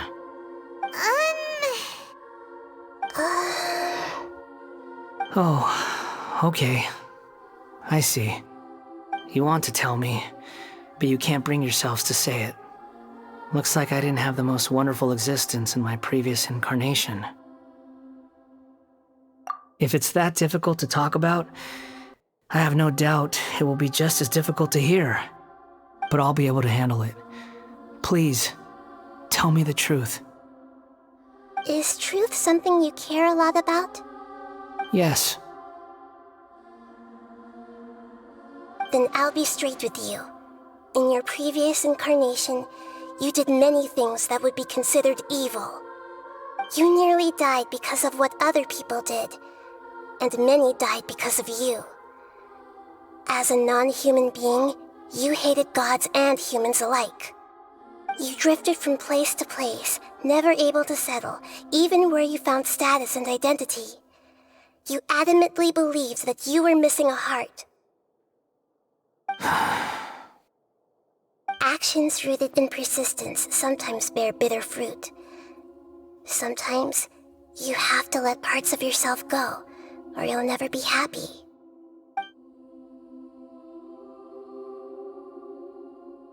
I gave everything I had, but it barely changed history at all. In terms of the outcome alone, that's true. I don't think I can judge everything I've heard purely in terms of right and wrong. Each choice a person makes belongs to a specific place and time, a chain of cause and effect, a cycle of karma and consequence. That is the nature of truth. If one thing is right, its opposite must be wrong. And yet, dichotomies like this are not enough to explain the world in all of its complexity. It seems like my previous incarnation wasn't the most likable individual. We're not trying to hurt your feelings or anything, but yeah, we weren't your biggest fans.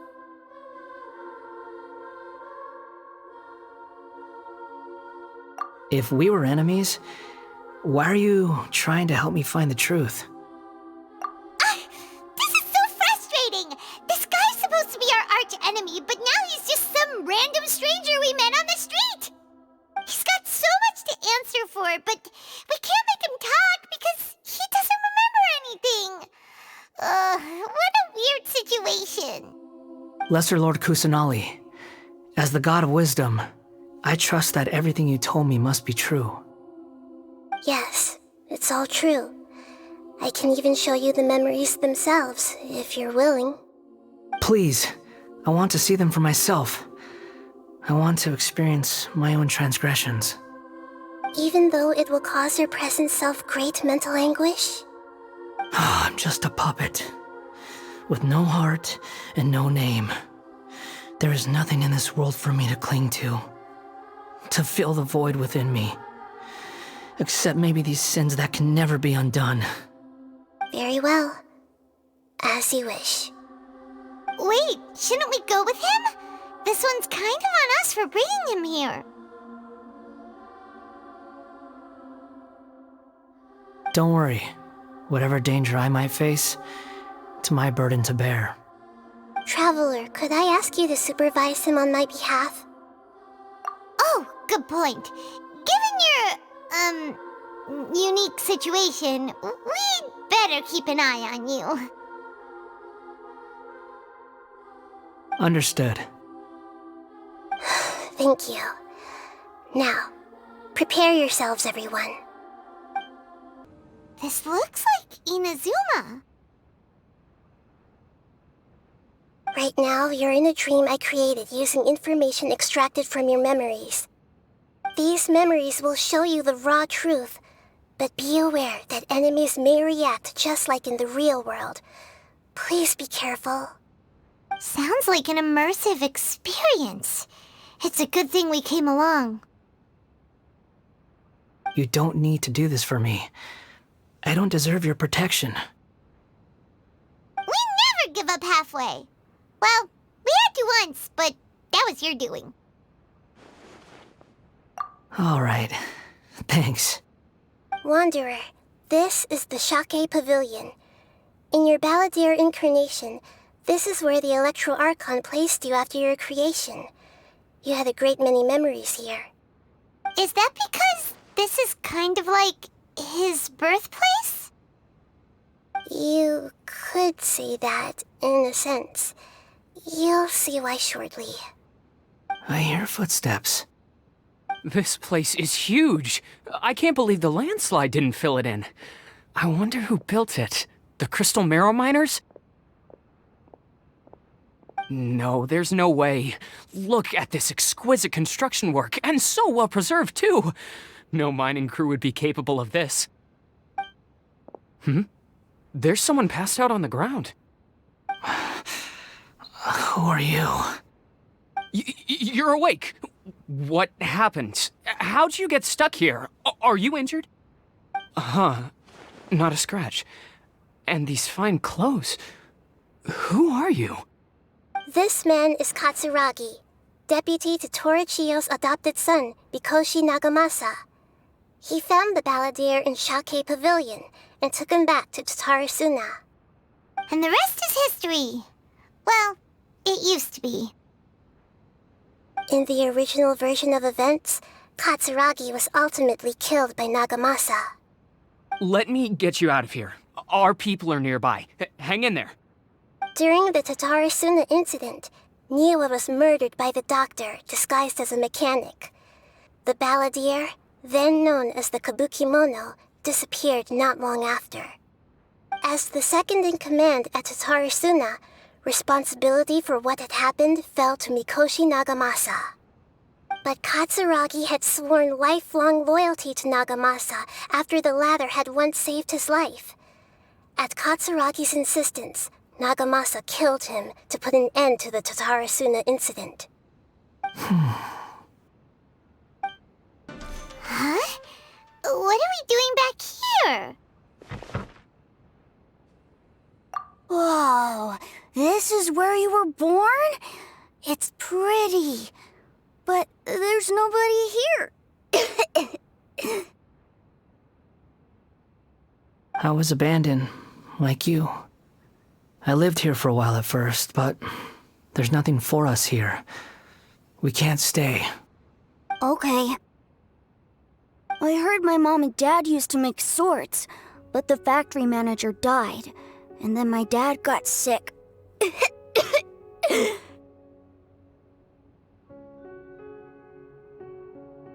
He kept coughing all the time, just like me. Then Mom started coughing too.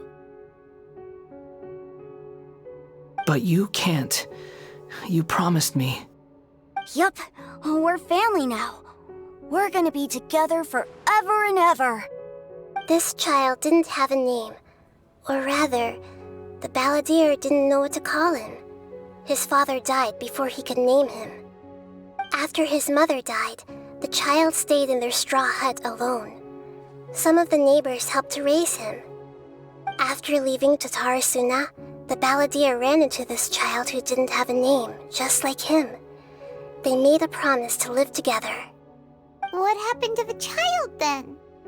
He died from his illness while he was still very young. The balladeer came home one day and found that he had stopped breathing. Hey! What's wrong? Say something! You promised me we could be family! You're no different from Niwa and all the others. You betrayed me too.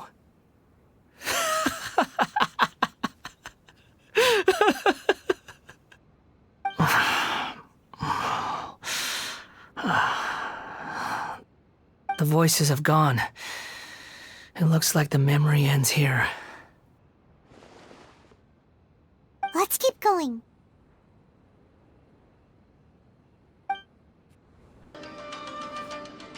This place is dark. Paimon knows this place. It's the delusion factory in Inazuma. In the original version of events, the Traveler once encountered the balladeer here. Such a creepy atmosphere. And so familiar.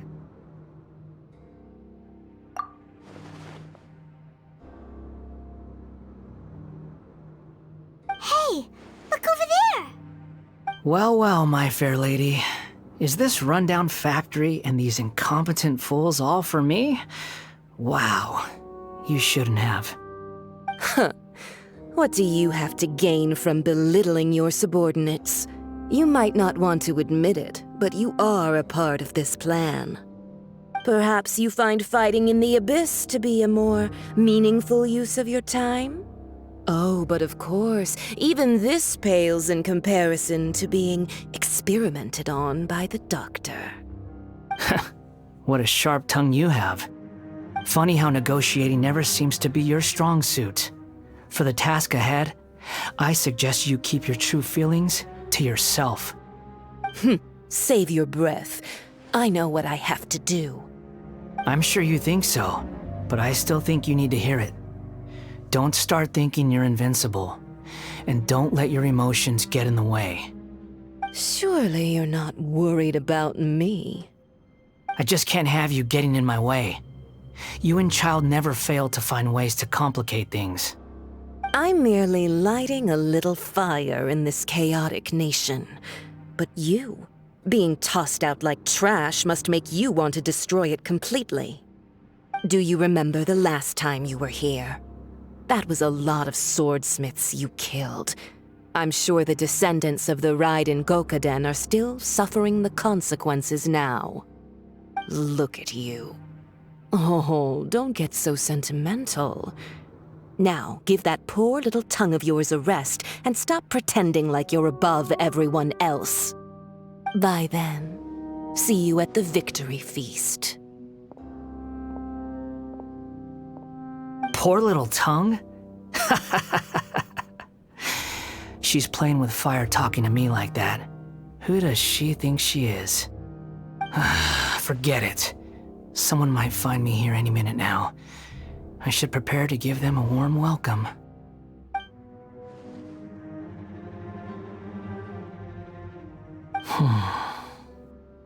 The plot does not end here. There is more of this story to come. Wanderer, are you able to continue? Yes. Please don't worry about me.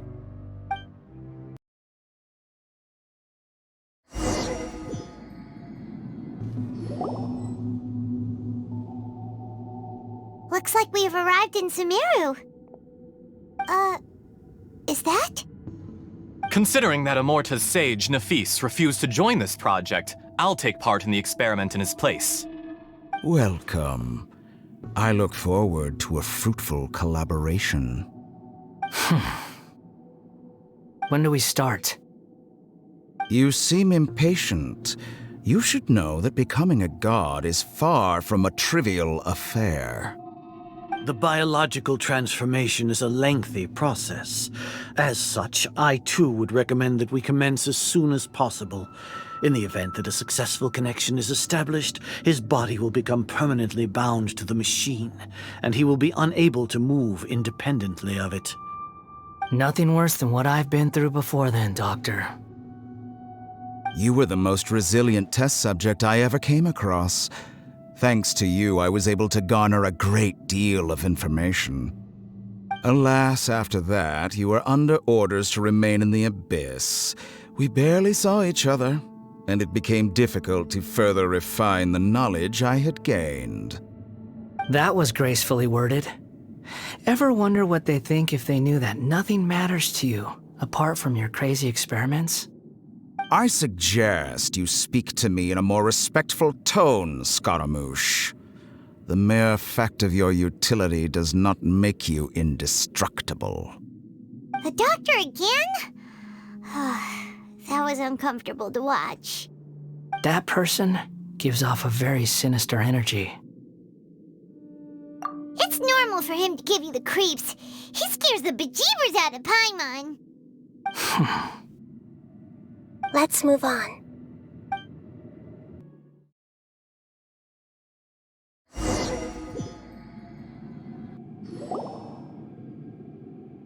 You're a god. Do you think I'm evil? If you accept that he is you, just as you are you, then yes, you are evil. In your eyes, are there any differences between humans and puppets? Do you think there are any differences between your present self and your previous and future incarnations? If not, then what are the differences between humans and puppets? Whoever has tasted the joys and sorrows of life in the human realm is human. Whoever has loved and lost, cried with grief, howled with rage at the tragedy of death that eclipses the miracle of life, they are human too. I've seen enough of my past. If possible, I'd like to reclaim the sins that are mine to bear.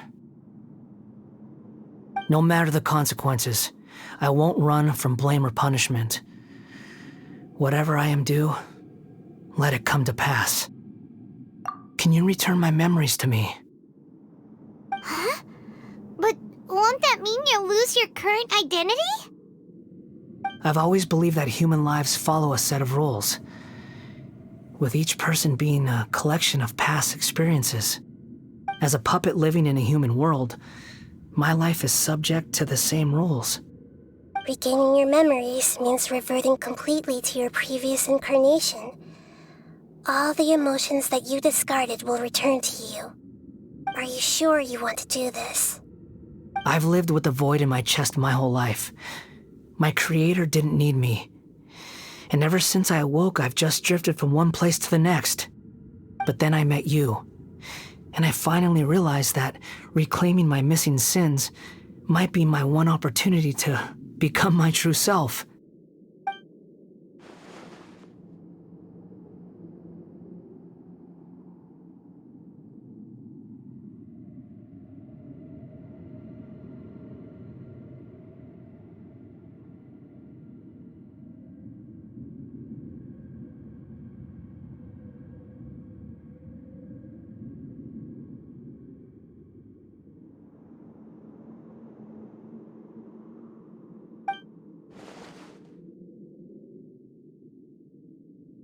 I've always felt I have an innate tendency to yearn for something more, in a way that goes deeper than for most people.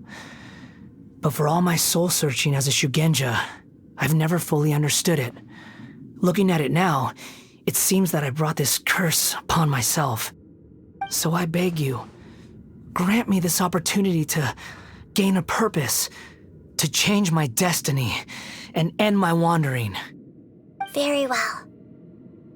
Since your mind is made up, I will return to you that which is yours.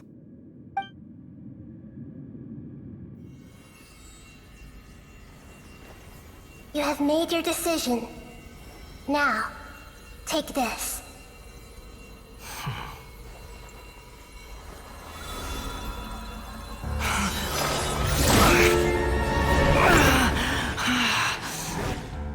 Set him free? A puppet? What's he doing here? You're a human as far as I'm concerned. Everyone's here. Wonderful. What a fine blade. Nagamasa will be thrilled. This is my...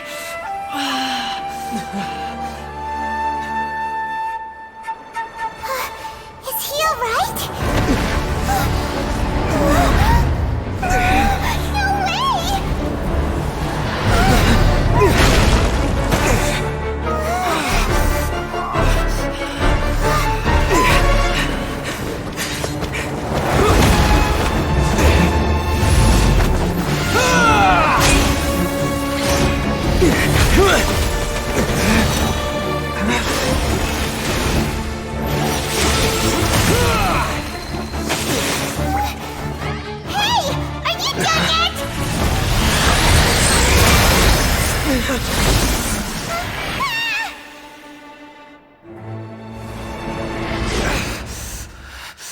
All worthless dross will be purged. That's why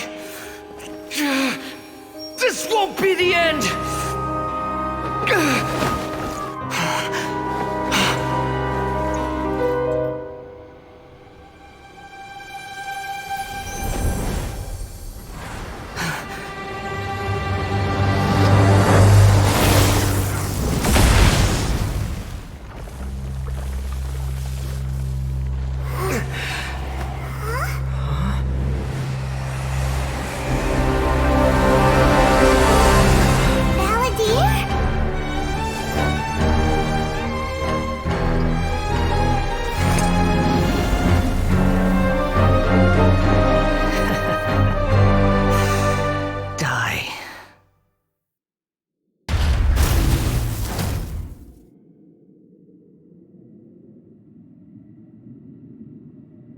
Imbecile!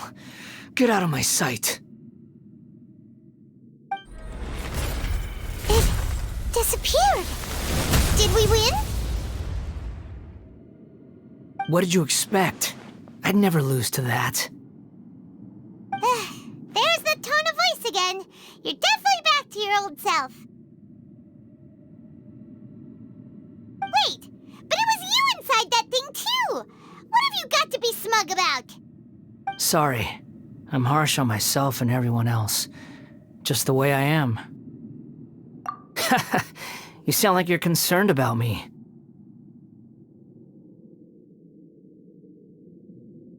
But don't worry. Thanks to you, even if I didn't change a thing, at least I now know the truth. The memory recovery seems to have been a success. This dream has served its purpose. Come on. Let's continue this outside. Welcome back, Traveler, Paimon, Balladeer. It feels like we just went on a really long journey. Paimon's exhausted. You don't like being addressed by that name? It's fine. But I was just thinking, I should probably change it. After learning about everything the doctor did, there's no way I can carry on using a name connected to him. I'm not planning on returning to the Fatui, and they wouldn't take me back anyway. Recent events will have affected a lot of people, and they might not even remember who the Sixth is. So, you're quitting the Fatui for good?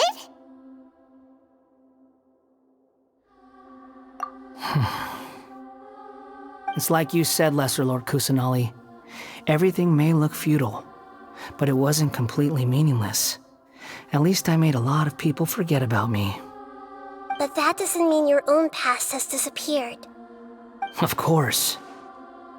And your main goal, for which you gave up everything you had, you weren't able to achieve it. I hope you can see and understand that. Changing the world, changing the past, changing the fates of other people, these are not simple things to accomplish.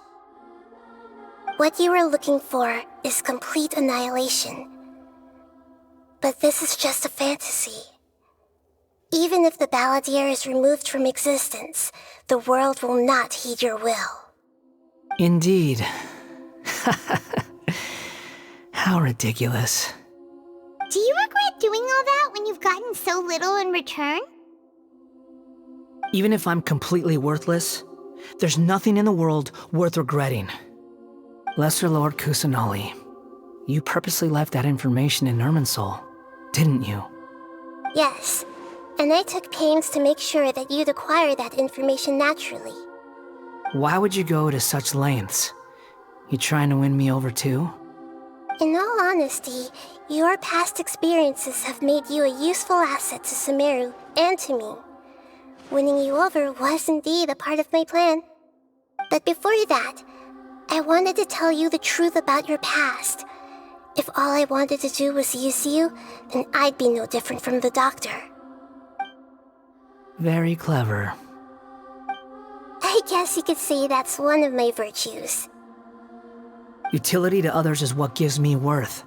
So if embracing my sins is what it takes to make me useful again, so be it. Oh right, I almost forgot. You're the good guys. You're into justice and all that. Sorry if I have a slightly different perspective on things, but I don't feel like I've been duped. The wisest leaders are fated to end up with the best helpers. I can live with that. I'm glad you're able to think of it in that way. Traveler, in the future, I'll continue to search Irminsul more deeply and see what secrets can be uncovered. Including the beginning of your twins' journey recorded in Irminsul. What exactly happened before and after that point? I want to know as well. I will try. Traveler. After I dove into the information torrents in Irminsul, why did you go to Inazuma? So that's how you found out whose fate had changed. And how? Well, whatever your reasons, you did me a favor. And I'll do everything I can to pay it back. Borrowing and returning are the only real relationships between individuals. I'll balance the books one day. Don't you worry. That's not true. A relationship between two people is not simply a ledger that can be reset to zero. I think deep down you realize this. People who show up in your life don't just evaporate like water drops and leave nothing behind. There is no such thing as balancing the books. Some things in this world can never be brought back, and they can never be changed, which is why there is emotion in the human world.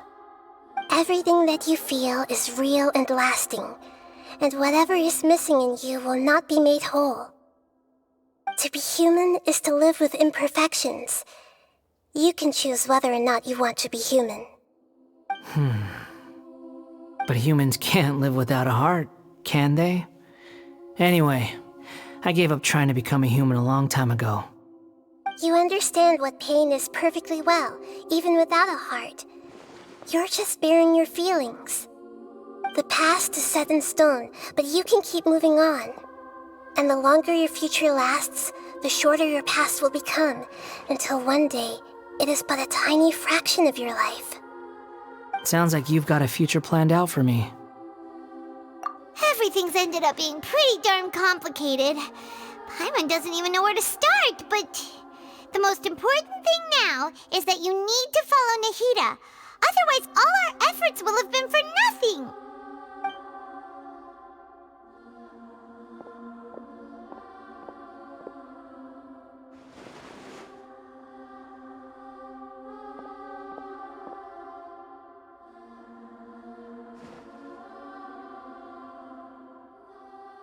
Then I guess I'll be helping you from behind the scenes from now on.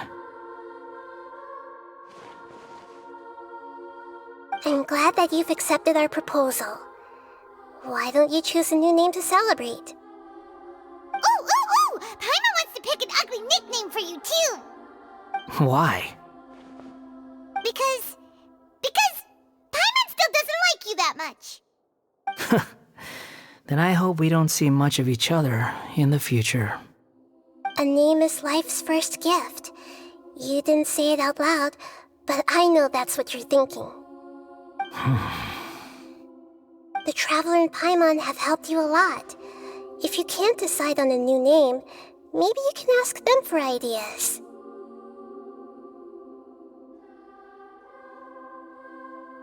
No! Paimon only does nicknames! If it's a serious name you're after, it's all yours. Are you sure? Oh, alright. If you say so. There. Now you have a name of your own. What about a nickname? Are you done yet? Still thinking. Stop rushing me! Take your time. I don't need to see you again until you've thought of one. Everyone who manipulated me and made me suffer will have to pay the price. You mean the Fatui? The doctor, at least. Now that your stance has changed, I believe your future path will change accordingly. But it won't be immediate. You still need some time to compose yourself. One more thing. There are still some descendants of the Raiden Gokuden living in Inazuma. Some of them know. Well, they ought to know about the connection between Raiden Gokuden and myself. I don't plan to leave Sumeru for the time being. If you see them in Inazuma, please tell them that I was the one responsible for the Raiden Gokuden's downfall. Even though the events have been erased from the world, they still deserve to know the truth. I see. That is up to you. Huh? But if we do that, then... It's fine. Let them stab their blades into my chest if they so desire. Maybe that's how it always should have been. What's that look for? Don't make that face. I know what I'm doing. That day will come. Alright, we're done here. Goodbye, wise deity. And you too. He's gone. What he went through today would have been like living an entire lifetime in an instant. He'll need some time to calm down. Yeah, true. But even so, after everything that's happened, he doesn't seem quite as fierce anymore. So we can finally go eat? Paimon is starving. Thank you both. I hope you will find somewhere nice to go and relax for a while.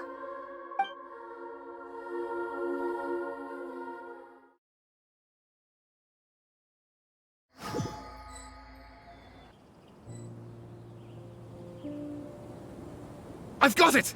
I can end my novel with some words from Mikoshi Nagamasa. You mean because everyone else in the story is dead? Yeah, I heard that Mikoshi Nagamasa died at a ripe old age. He's the perfect fit to be the narrator of the epilogue.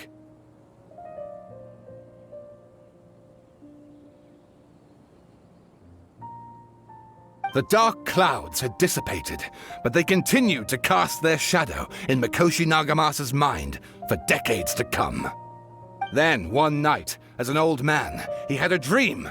On the night when that prized blade, the Daitatara Nagamasa, was forged, the people rejoiced, and there was painting, dancing, and drinking.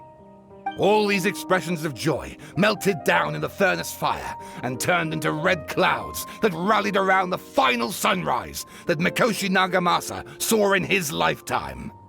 Life is a story too long to be told, a journey that you must walk to behold.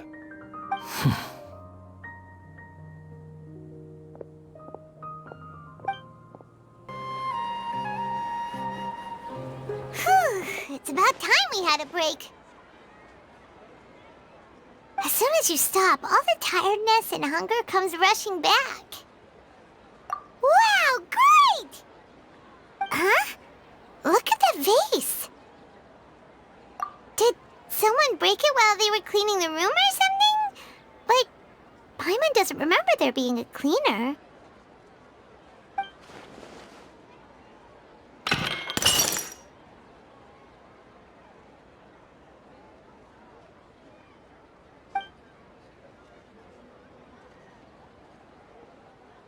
You sound lost and confused. I know why you are troubled. Any who knew of this would find their mind overwhelmed.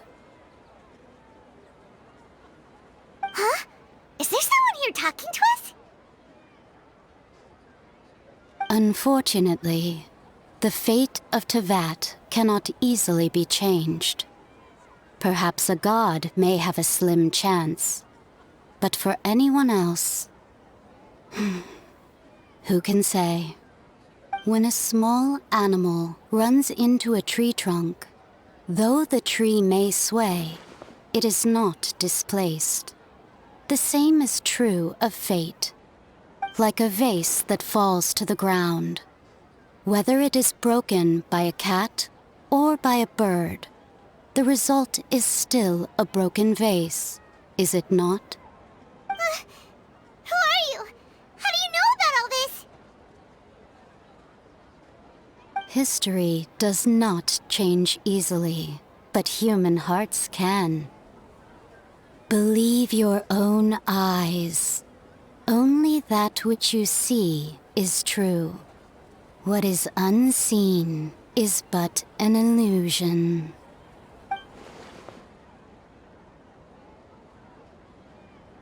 The voice has disappeared. And who the heck was that? And what were they doing coming out of nowhere and saying all that scary stuff?